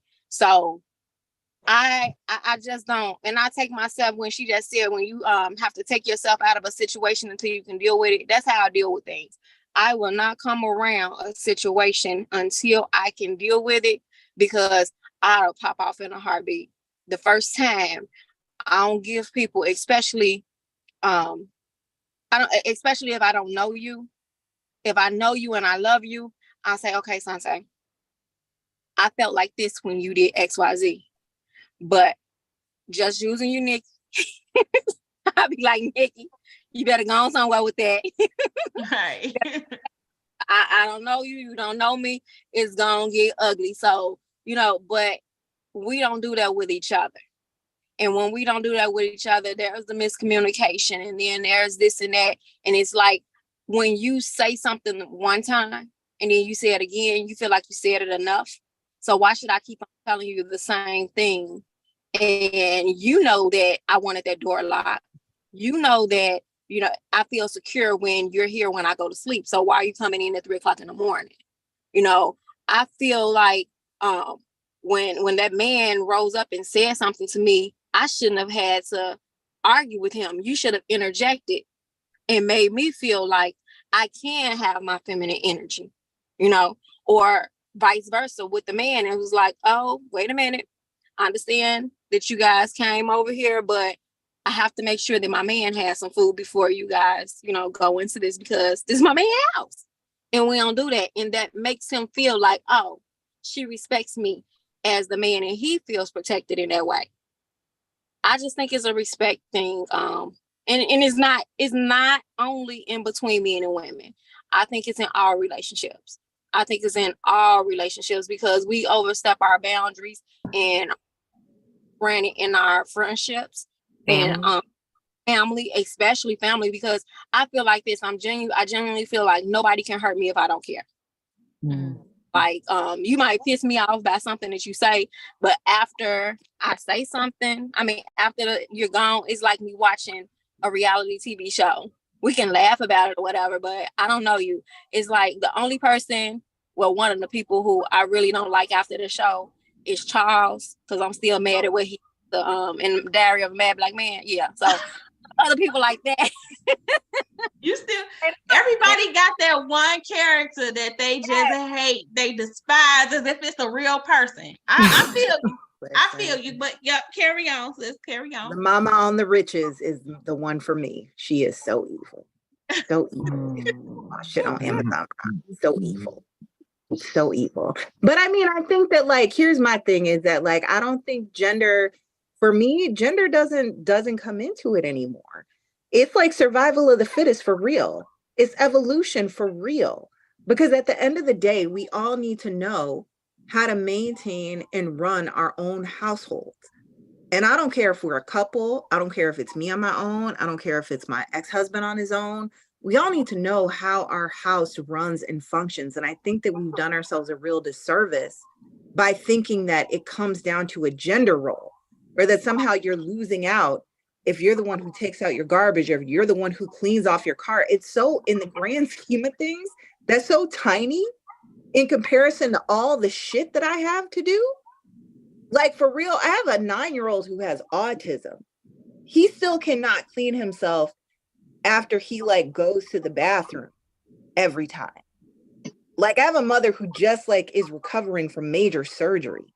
She still needs my help preparing her food and doing her laundry and doing all different kinds of things. I would love for it to be reduced to a thing of like, oh my God, I would feel so loved and affirmed if somebody cleaned off my car, somebody took out my garbage. No, I'm not even concerned about that. I'm concerned about caring for my family.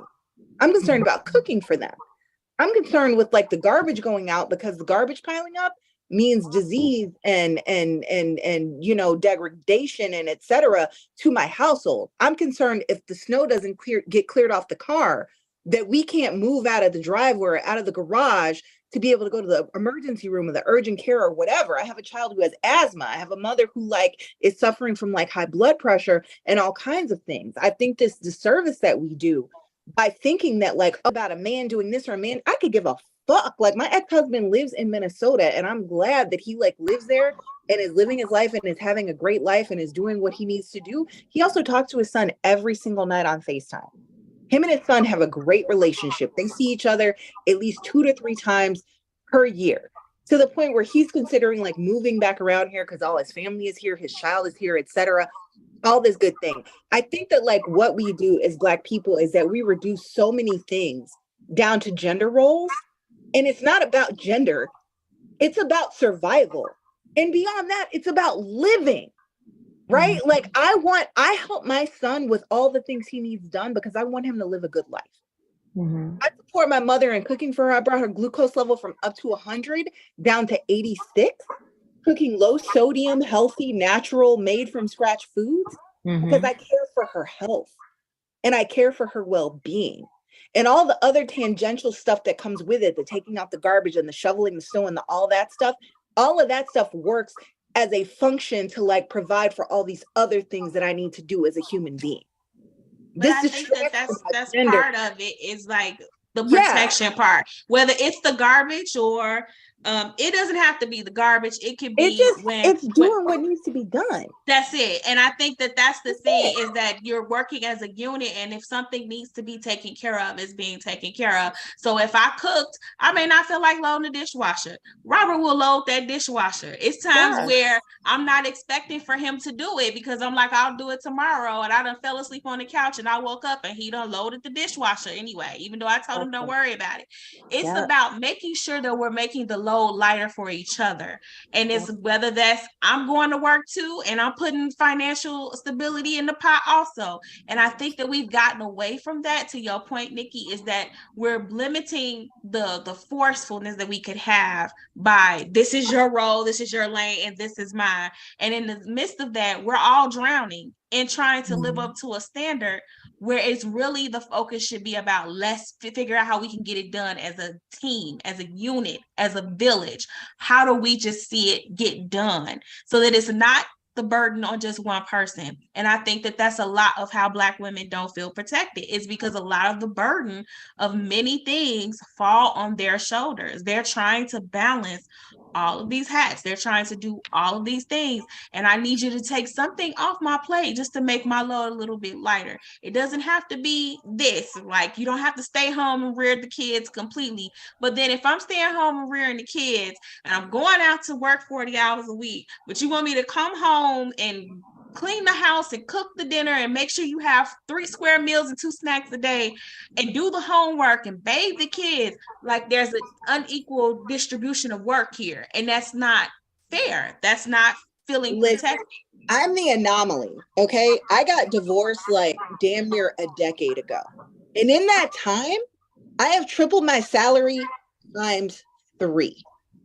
Okay, my annual salary has tripled times 3. I am now in the 6 figures because I don't have like another person to raise in addition to the child that I bore. Okay, like that's like I the numbers do not lie. And personally, and I'm not going to speak for anyone else. I'm going to just speak for me. For me, fantastic. I just bought a new house in October. This mug got a pool. It's got a hot tub. I got a secret staircase from my office to my bedroom. My son's got a secret room in his room. 4 bedrooms, 2 bathrooms, under $200,000 that I paid for this ish. Like, come on. I'm killing the game. I just produced a concert that featured a U.S. senator. And 2 days later, the president of the United States spoke on the same stage that I produced a show on. Come on. I'm not kidding. on any level. I'm happy with my life. I'm good with like the way that things are going. If I need to get a little whoever or whatever, trust me, I got a Rolodex and I can tap in whoever. But I'm saying, I waste so much less time. And I'm only speaking for me because this is not for everybody. This is for me, right? And some people want that companionship, that partnership, that love, and that's amazing, and I love it. But I'm also 44 years old, so I'm in a different time frame. The land of the 40s is truly the land of no fucks, and I have not one to give. Okay, I have not one left to give. Okay, and it's splendid here. It's fantastic here. Splendid. You will understand how splendiferous, how amazing, how luxurious, how incredible it is to be in the land of the 40s.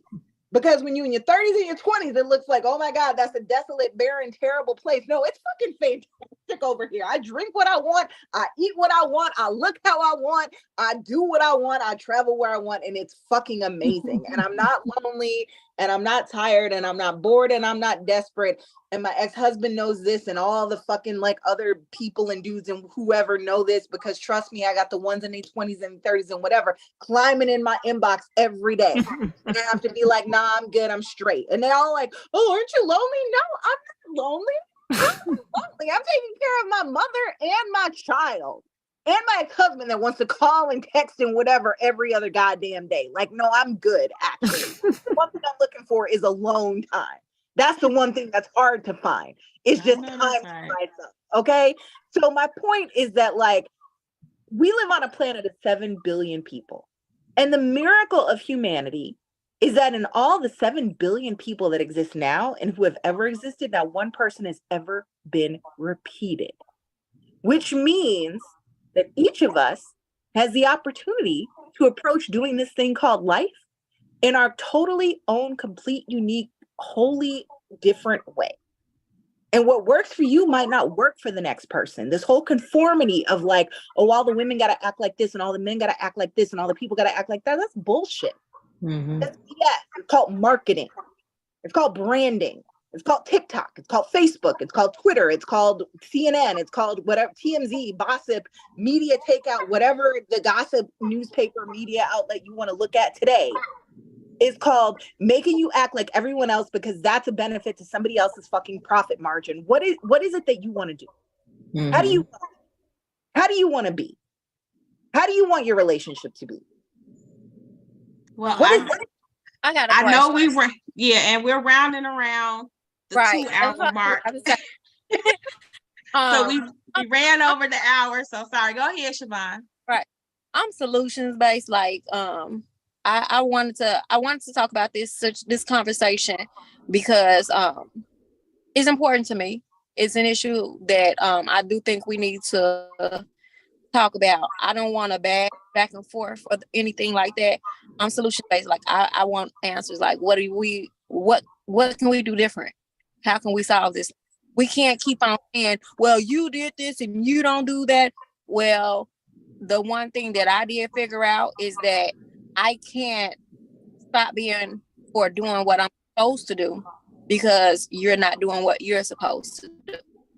It's just like you're saying parenting and stuff like that. Like I figured out if I stop hollering, they won't be scared, and then they'll be more willing to come and talk to me and have those conversations. So they do feel free to talk to me the way that you are. Talk to my daughter about all kinds of things that I wouldn't ever come to my mom as.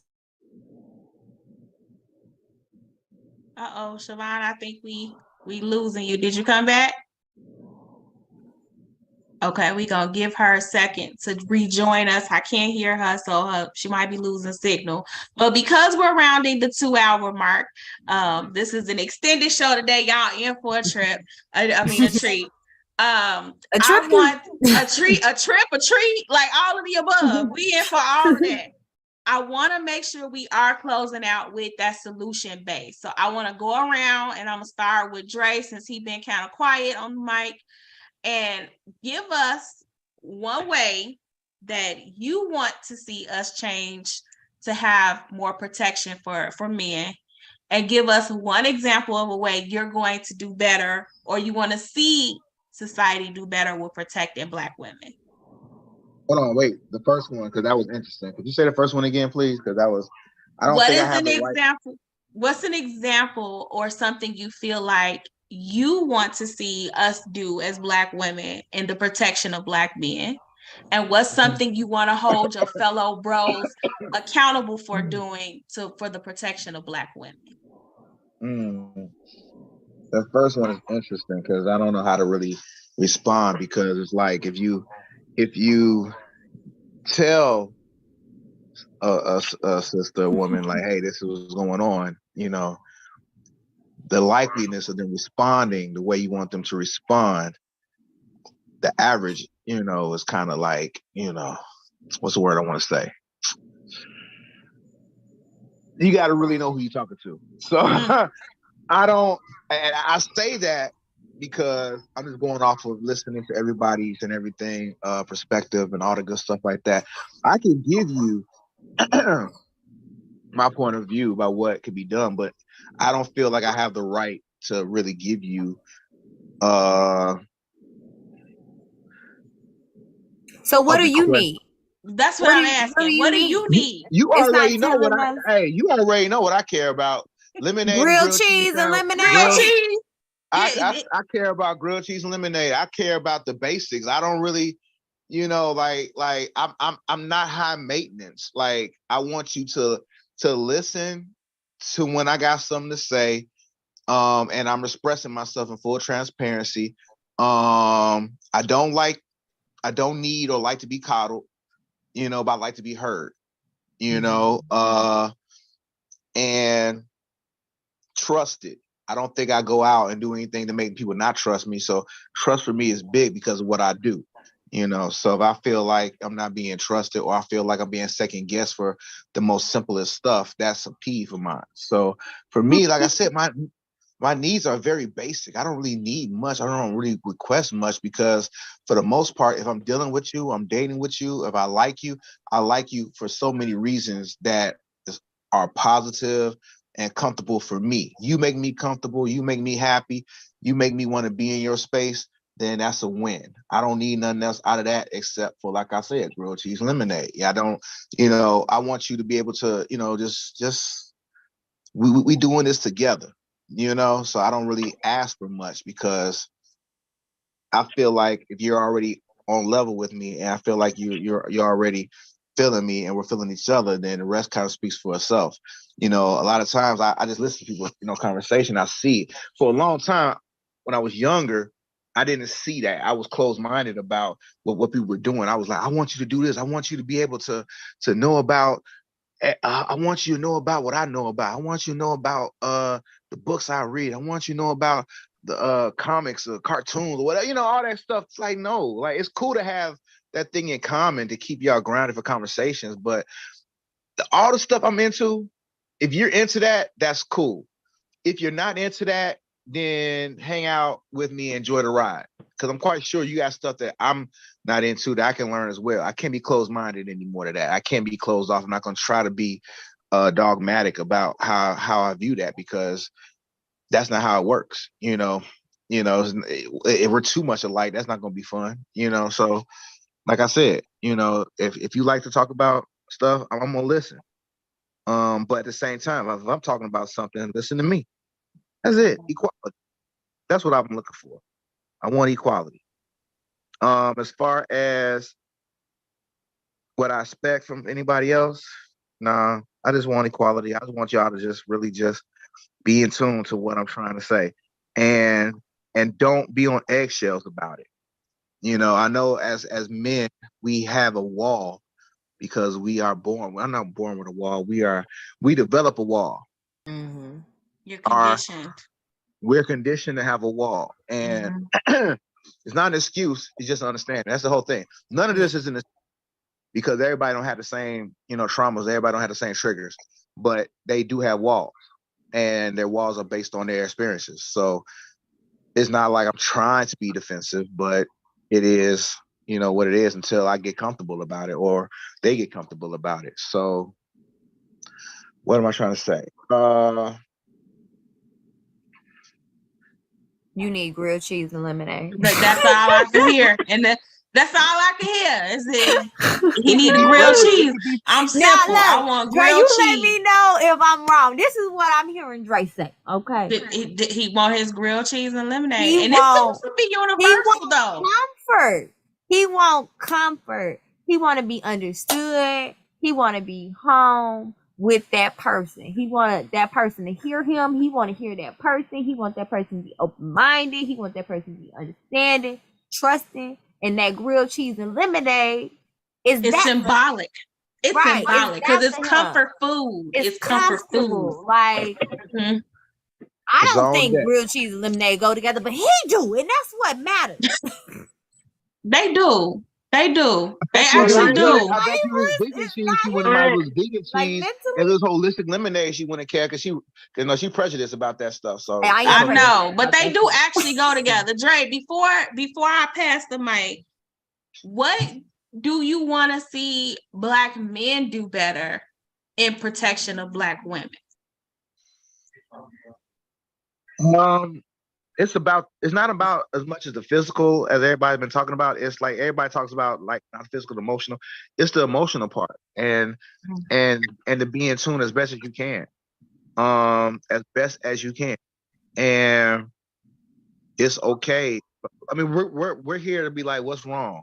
You know, are you okay? If I hear it in your voice, if I see it in your face, if I'm in tune, I'm gonna ask. You know, if I'm not and I'm oblivious to it, by all means, you know, put me on. Like, nigga, don't you see me? And I'm like, oh, my bad. Right. It's okay. It's okay to have that relationship and have that communication because, I mean, I'm a man, but we could be very stupid.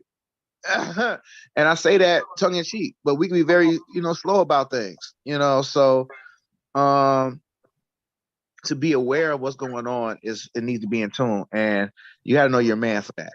You got to know your man for that. That's so you got to know your man, and you got to know if your man is smart enough to be able to figure it out, or you got to tell him. You can't just expect him to figure it out if he's slow, and it's okay to say your man is slow. You know, you give us permission, Robert. You heard that? I got permission to tell you when you're being slow. He's trying to get us jumped on. Right, ain't with it. You're trying to get people broken up, divorced, everything. It's okay to call him slow. My brother ain't slow. Me to tell you slow. Dre said that when he do something, you know, he told me to tell him he's slow. That's not what you said. No, don't tell Robert he's slow. And then if you do tell him he's slow, it's the way you do it. You gotta be like, no, baby, no. You know, kind of want to hear. We also have to understand that all of us is slow in different areas. Like that's why, like we were saying earlier, it's that partnership thing. Like I gotta know my flaws so I can tell you, and you gotta know your flaws so you can tell me, and we can work around them things. Like if I'm always losing my keys, I need you to put the keys somewhere where you gonna know where they at. Like, absolutely, work that thing. Cause I'm good at putting stuff in a safe place, and I can't never remember where that safe place is at. Like never. But it be safe. It be safe. Wherever it's at, it's safe. It's safe from you and everybody else too. My earrings. I've been looking for my earrings since I had went there for the MRI. Girl, I went in my purse to switch purses. It was in that purse. It was in a safe place. It was in the purse. They was in the zipper on the inside zipper, so I went and lose. That be me. And when I find the safe place, it's gonna be so many things in it. I'm just waiting.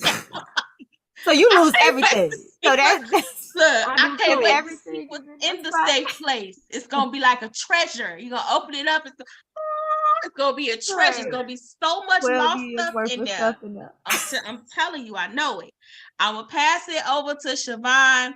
Siobhan, the question is, as we close out, and I'm trying to close it in at 10. Y'all have been the real MVPs hanging on here on a Wednesday night. I know people got to be grown and do work stuff in the AM. So bless y'all heart. I appreciate y'all. I appreciate y'all. Is smart. Y'all is kind, and y'all is important. Thank you. Thank you. Thank you. Thank you. The question is, what things do you feel like you could do better with in protecting Black men? And what is something you want to see Black men do better about protecting Black women? The one thing that I feel like I can do better is staying consistent. Because It's a defense mechanism of mine. I am one of the most nurturing people that you'll probably ever meet. I will provide every piece of security that you need, but when I feel like you're not, oh, so you're gonna keep leaving the door unlocked, I will stop cold completely, and you are on your own. I will take every sense of security that I provide away and feel nothing about it. Like my cutoff game is so good that it's bad. And I'm dealing with that because I can't cut everybody off, though I will. I feel like I always say, like, God made me an only child for a reason because I have no problem with being by myself. I entertain myself really well, but I'm very conscious of that. And it took my husband to tell me. He was like, "Man, you just cold. How many times you done walked past me for 2 weeks and ain't said nothing?" And did. And did. Not 2 weeks. And did. I did the bare minimum that I had to. You know, I would make sure that if his clothes were in the laundry, then they got washed. But if they were not in the laundry, I didn't care. He would end up going to the store and buying drawers because he go in there and everybody else got laundry, but I ain't going to get all your stuff off the floor. I did absolutely nothing that I knew he wanted. And something that he told me when we were trying to work things together, he said, "I want my girlfriend back." And I said, I don't want my boyfriend back. I want my husband. So that's the struggle, I think, especially with long relationships, is like you're waiting for that part, that innocent part of when you guys had fun to resurface, but life happens. And when you don't make those adjustments, you end up doing things like that. So like even in my friendships and stuff, I will cut it out. Everything that I provided is gone when I don't feel like it's reciprocated or I'm being abused, I'm being used in that sense. What makes me feel protected? What makes me feel protected is when I feel like I'm being listened to, not ignored. I'm not afraid of anybody physically. I feel like there's two things that can happen. You can whoop me or I can whoop you. So I don't have that fear. Like there's no sense in anything else. Like, but when it comes to my heart, I feel like the same way that I'm nurturing and protective, I want that. I'm not saying be overbearing because I am a mama bear. I'm a mama bear enough to let you live your life, but you'll receive a call from me and be like, "What's going on?" Or if I haven't seen your number in my phone in a while, I haven't talked to you. Even through my storms, I'm still available and I still serve other people. So it's like, that's what makes me feel secure. Like, okay, I can work through this. It's the small things like, he used to bring me, we were in college, we met in college, and he used to bring me peanut butter cookies. I love peanut butter cookies. And there was a water off the munchie truck. Those things just made my whole day. He could have did anything else wrong in the world, but those two things, they made my day, and all was right in the world for me. And he knew that those things made me happy. They weren't expensive. That he could have went and got a whole pack from cookies and brought me one a day. But as long as I had that, just thinking about me, I get calls and texts from people who I don't talk to all the time, but they'll be like, "You made a change. You made a difference in my life. I parent differently because of you." Nobody called me and said anything to me but you. And I just need you to know that I was really, really going through something and nobody paid attention. And it'll be the smallest of things. And a lot of times, honestly, God will just be like, "Check on this person." But I listen and I do that. And those are the things. I think my biggest fault is that I want other people to know my love language, which is my protection, and they don't, or appreciate it, if that makes sense. So I think that if we all listen to each other, people will tell you their story. People will tell you what they want. People will tell you what they need. I've had people to sit back and tell me, this dude told me when he was just talking about the lemonade and the grilled cheese, that was a nice way. He said, feed me, F me, and leave me the F alone. Like, that's all he needs in life. And I was like, wow. Like, that's what, but if you're honest with a person and you tell them, like, this is all I need, and I'll give you the world. If you can accept that life, then you know how to keep them. So, Too much for gentlemen for that middle part, but I don't know about leave me alone per se. But no. Okay, so what he was talking about, to put it out there, what he was talking about is like, you know how y'all want to watch the game or do this, like, let me have my me time. The same way we want our me time. Mm-hmm. So it's like, don't be just nagging me and all up under me, because I said the same thing. I was like, man, so what do you want? I mean, what do I get up out of it if I'm going to do all of these things? And then, you know, when is there ever us? But that's what he was saying. Like, just don't be all up in my face and, you know, oh, so this. And I ain't never been an overbearing person anyway. So you would be like, do you even like me? So I know men love saying it. They just reduce to just it being that simple, but y'all full of it. It's not that simple, but I'll take your word for it for the basis of this show that it's really that simple. It ain't that simple. Y'all want more than just that. It's just maybe you're not looking at how all those things, because we're very specific. So like when I say that I want you to feed me, sometimes that means I don't want to think about dinner. I don't want to have to cook dinner. I want you to get my favorite things or think of me when you get a snack. So y'all try and make it seem like it's simple, but it's more to it than just that simplicity. But I receive it. I still receive it. I'm gonna hand it over to Nikki. Nikki, same questions for you. What do you feel like you could do better in the protection of Black men or Black people? And what do you want to see Black men do more of and do better of in the protection of Black women? Yeah, I think these are great questions. I think for me, I focus all my energy on my son because he's a future Black man. So he's who I'm concerned with, number one, and 100%. For me, what I'm most with in terms of protecting him is his understanding, even as a 9-year-old, that all of his feelings are valid, that his concerns are valid, that I do not just shut him down, especially because he has autism, because he has a different way of communicating with a lot of people and just connecting with the world around him. So it's really important to me that he has a really clear understanding of his own sense of communication and being able to say what he thinks and how he feels. And I think in general, that's how I like to navigate my relationships with all Black men. Like I have a great relationship with my son's father. I have a great relationship with my son's father's father, his grandfather, right? Like we talk often. And he's like one of the biggest misogynists that I've ever known in my life. He has cheated on like every woman he's ever been with, like has all kinds of messed up things to say all the time. But somehow we get along really well.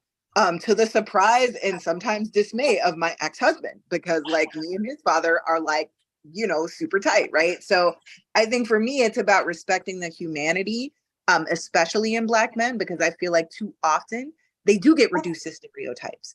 They do get reduced to like, you should be acting like this. You should be saying this. You should be doing this. I'm assuming that you're thinking this or feeling this. And that doesn't really serve people. Once again, I lean into that knowledge that like, we're all like, it's a miracle to me.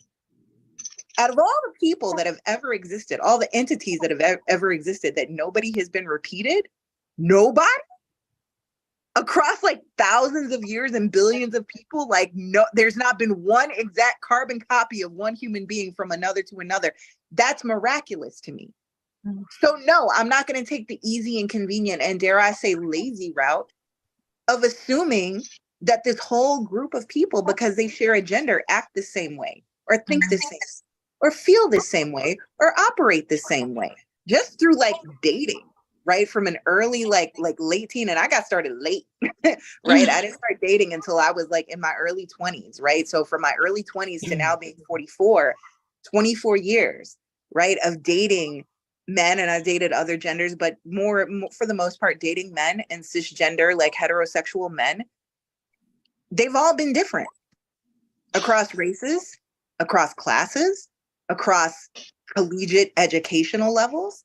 They've all been different. So to me, one of the biggest ways that we can protect Black men especially is by recognizing the humanity in them and stop acting like they need to all be acting in lockstep. Like they all need to act like the same human being. Why in the world would they do that? That's against our very nature as humanity. Just like I would hope that they would see me for the human being that I am and look at me as being informed by the experiences and the context and the ways in which I've been raised and where I came from. Like, you know, you can hear me talk. You might not assume that I grew up in the projects on 105th and Yates, but that's where I grew up. You might not assume that like I didn't grow up with like any money or like, you know, I was one of the first people in my family to have like a college degree or like a graduate degree, but like that's what it is. Right? Like, so I think that like by giving each other more room and more space, we develop more room and more space to protect each other because we stop expecting each other to fit into very narrow lines, these very, very narrow ways of being. We do a real disservice to each other. We deny each other our humanity by expecting that all of us are going to react the same way or think the same way or have the same opinions. It's so like, if you think about it, like we're in such a tiny little part of the universe. Yeah. We're in Chicago, in one country, on a planet of 7 countries. Like, really? You really think that the way that we act here defines the way that everyone acts everywhere? How arrogant of us. How egotistic, just how selfish of us, honestly. I think we can just protect each other by being a little bit more generous, a little bit more gracious, a little bit more understanding, a little bit more kind. And I can tell you that when I've done that with my 9-year-old, he's done that with me. So we both have experiences where we have very, what I call big feelings, right? In public, neither one of us like crowds, neither one of us like being overwhelmed. And we had an experience in Atlanta where he like left the hotel room and he forgot the key card. And when he found me in the lobby, he was so upset and he was like in tears. And as a 9-year-old little Black boy, the instinct is to be like, stop crying, stop, da da da da da. And I was like, no. I was like, let's just breathe. I was like, it's okay, son. I'm like, we can go to the front desk. You get a new key card. All right. That's no it. matter Simple. what problem, no matter what issue, no matter what mistake. First of all, everybody makes mistakes. And everybody has accidents. And we did our deep breathing together. We did a grounding exercise together. And it's so funny because my friend Johnny Perez was right there with me, like next to me. And Johnny organizes around mass incarceration, ending mass incarceration in New York. So this is a brother who's been locked up in prison, like at Rikers Island. And I turned to Johnny after I finished doing my deep breathing with Barrett. I get him all calm and grounded and whatever. And there's tears streaming down Johnny's face. And I'm like, Johnny, what's going on? He was like, what happened? Well, you were just beautiful. Yeah. I was like, all right, okay, all right, I'll feel you, brother. I understand. But it's like I get where his reaction came from, because not too often do we approach Black men with that level of empathy and love and care and concern.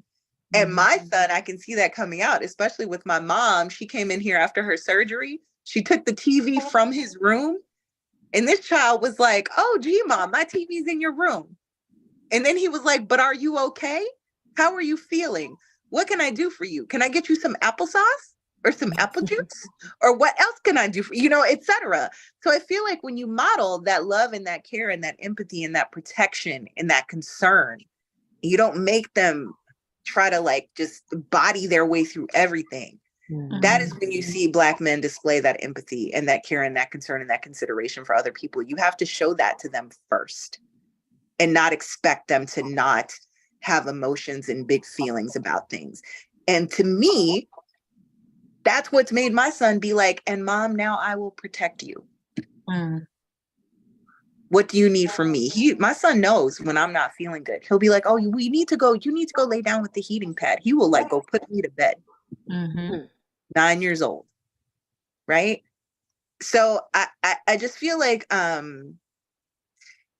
we've been taught in this country to deal with each other in such an inhumane way. Mm-hmm. And that's part of our decolonization, is to get away from the stereotypes and to get away from the you should do and you should act and you should be, and into dealing with like, but you are. And I'm going to respond to the person that you are, whether I like that person or not. Ex-husband drives me crazy, leaving the door open all night. Jesus Christ. So happy we're not married anymore, but also so glad that he shows up for his son in the way that he shows up. Right? Like it's about, I think, the recognition of the humanity in people and the not relying on the stereotypes to determine how we treat them, just treating them as they are. That's true. I love that. Facts. Oof. Yeah. Y'all dropping some gems. I hope everybody's scooping it up. If you're still watching with us or on the replays, pick it up. Pick it I up, love Black please. men. They deserve I'm telling all you, say it again. Y'all really are loved, even if you don't feel like it. You really grilled are cheese loved. and lemonade. What else you need? Listen, I'm telling you. Strawberry shortcake. What else y'all want? Right. All of that. Nat, I'm gonna turn it over to you. I got Same vegan two cake. questions. Here she go with the vegan. Don't start bringing up the earth boogers. We not doing those. I got fried oyster mushrooms. I'm doing the earth boogers.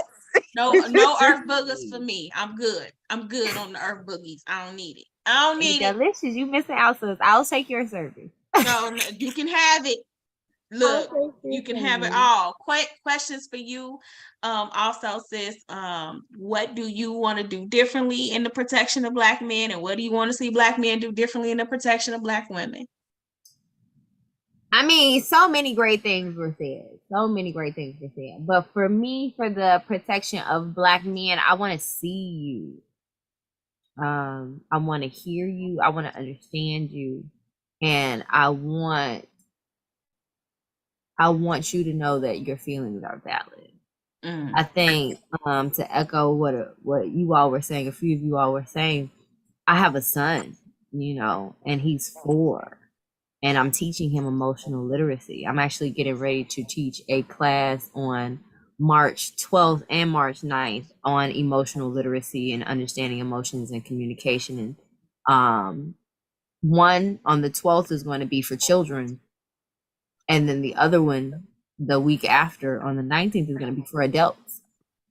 Because we need to reach our children, reach them early, and have them understand their emotions, have them understand how it shows up in different ways, have them understand how to communicate through their emotions, when they need to walk away, identify that, how do they communicate through that. And then we also need to teach the parent. And I said earlier, I was like, we need to educate. We need to educate these things. It's not being educated, that's why it's a problem. And it's not solely the parent's job, because like you said, if you don't know better, you can't do better. If you don't know it, you can't teach it. You're only passing on what you have. It's our job. That's why I said tribe and village, because it's not just the parent. It's the tribe and the village that has to step in as well. It's the teachers, it's the counselors, it's the doctors, the brothers, the sisters, the uncles, the aunties. It's the people who get it.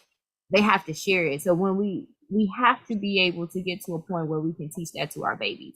For the men to be able to be heard and for the women to be able to be heard, you got to know how to listen.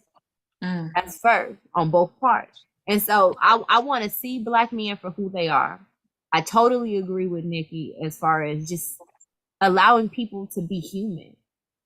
This society is so butt backwards on like trying to box people. Just let people be. Like, we all need to be open-minded. And if we come to the table with the open mind and the open heart and just seeing who's in front of us, whomever this person may be, and then meeting them where they at. Like, even if it's, okay, so say it's your partner, right?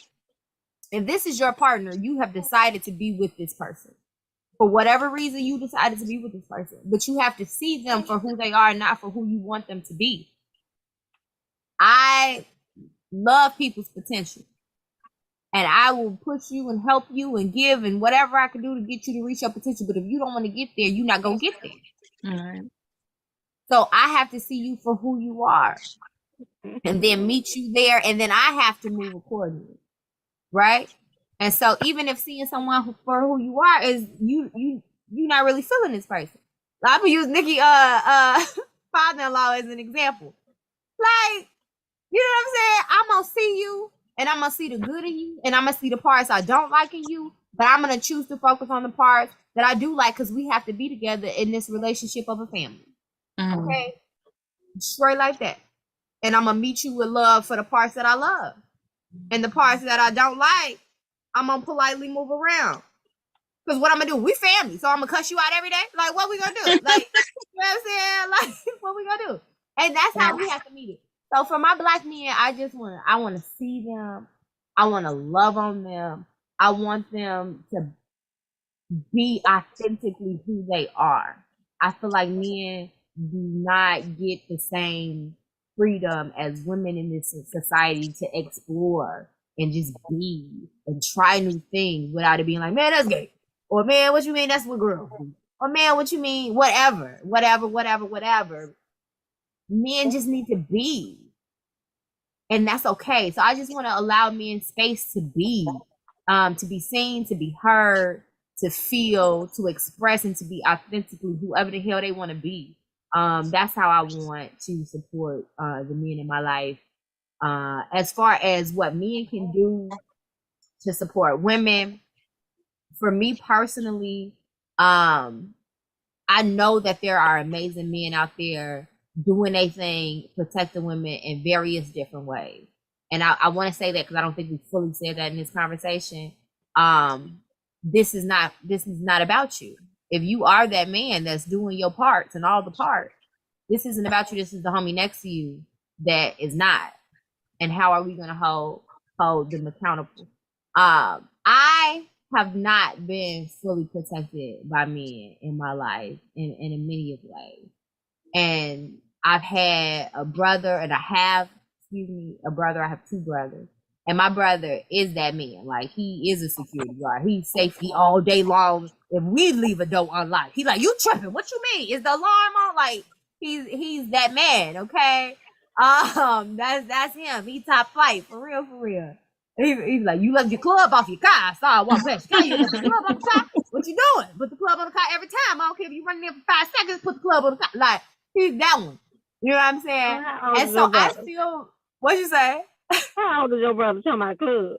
Oh, I got a club on my car. They out here stealing cars. Okay. I swear. Out here bad stealing cars. You need to put. Okay, baby. You need a club. You need to take off a wheel. We need to all start going to Active City. Can we borrow a boot just so we can boot our own car? Boot it and take it off every time we get in the car. Baby, I got a club. I was told by car thieves it's easier to steal your car with a club. So I never got a club. I never got a club. My girlfriend had a club on her car. We were in high school. And that's the only club. By the time I got a car, I did not get a club because people should be left nameless. They told me that it's easier to steal it than without it. See, and I got a new school club though. It locked from the steering wheel to the front of the car, and it got an alarm on it. So, did you see the picture when they cut straight through it and stole the people's car? It's circulating on social media right now. Listen, I'm gonna try. Yeah, I feel like you gonna think twice if you ain't a real thief. You gonna look at it and be like, nah, that one ain't got a clue. Let me go see about that. I'm gonna wrap us up, sis, because we at the 10:15 mark, and I want to. But real quick, for men, what you can do for women, see them as human beings. I feel like since the beginning of time, or at least since Western civilization has come out, but it was some stuff in Africa too. Listen, for a very long time, men have seen women as things, as property, and it still shows to this very day. We have to see each other as human beings, and when you see your partner, because we're gonna talk about that for just this moment, that type of relationship. When you truly see your partner as a human being, and you truly care about your partner, you wouldn't do certain things, and you're going to do certain things when you truly see that person and respect that person. And so I think that for men, see women as human beings, see their emotions, see their feelings, listen to what they're saying, and show up for them in the ways that you can. your girl or your wife or your woman or whatever you want to say is not your mama. And this is from my experience. I will not. Let me say this. I will not baby or take care of a man in that way, financially or otherwise. Now, I will listen, I'm the first one y'all heard me say on the show before, baby, let me cater to you, because, baby, this is your day. When you doing what you need to be doing. But there's too many men that's laying up under women and they think that's a norm. We got to stop that. So for men, please just see your woman, respect your woman, and step up in the way that she deserves to be taken care of. And for women, do the same thing for that man because he deserves it too. That's all. All right. Y'all dropping some seeds. I'm gonna drop a couple of sprinkles because I'm be honest, y'all, I got a pee so bad. I'm just telling y'all, like, when I say I've been drinking like water like crazy and green tea, it's best be hydrated. Listen, when I say right now my bladder like water balloon on pins, y'all better hope I don't tear up this damn chair I'm sitting in. You play all day. Hurry up. Why you got the bathroom? Look, Robert said very close to an OWGT record. Facts. I'm gonna wrap it up with wanting to see the same thing and doing better with us as Black women. Is I want to see Black men do for Black women and just not throw each other away. I'm so hurt. It's so hard to watch us just throw each other away. Like I've been hearing it so much, which is why I wanted to have this discussion tonight. So much of us just tossing each other away. We are counting each other out. We have lost hope in each other. We have stopped seeing the good in each other, the potential in each other. We're not working together. We are making each other feel obsolete, like we don't need each other. And it's a mistake. It's a mistake because we need each other more now than ever. We need each other. And it's okay for us to need each other. It's not a weakness for us to need each other. It's a reason why we are skin folks. And we want to make sure that we're showing up for each other and we're not just throwing each other away. I'm so tired of hearing us bash each other. I'm so tired of hearing us tell each other that you could be gone tomorrow and I wouldn't care. And I just rather not have to deal with you. Let's just not throw each other away. I want to do better and making sure I'm not throwing each other away, whether that's, male, female, non-binary, whoever you are. I just don't want to throw each other away. So if I could say what I want to do better for Black men, it's just, I don't think I do that now, but in case I ever did, I ain't gonna do that no more because I don't want to throw y'all away. And I don't want to be thrown away. I don't want to be treated as though, I'm terrible because I make mistakes or that I could be replaced or that I'm dispensable. So I just want to see us not throw each other away. But because I don't know how much longer I can hold it, I'm going to end this live because it's about to go down. I will be here forever. It might be TMI, but I'm going to be going forever. I love you all. Thank you for joining us this evening. Look for us in 2 weeks. Thanks to all of our guests here. Nikki, thank you for making time. Thank you, Shabbat, for making time. Dre, thank you for making time, even though you already kind of like a host, but you don't want to admit that you're a host, but that's okay. We're going to work on that. We gonna work on that. We gonna work on that. We gonna work on that. Oh, look at that. What is that? Have a good time. Have a good night. Everybody be safe and take care of each other. Love. Everybody be safe. Good night, y'all. Good night.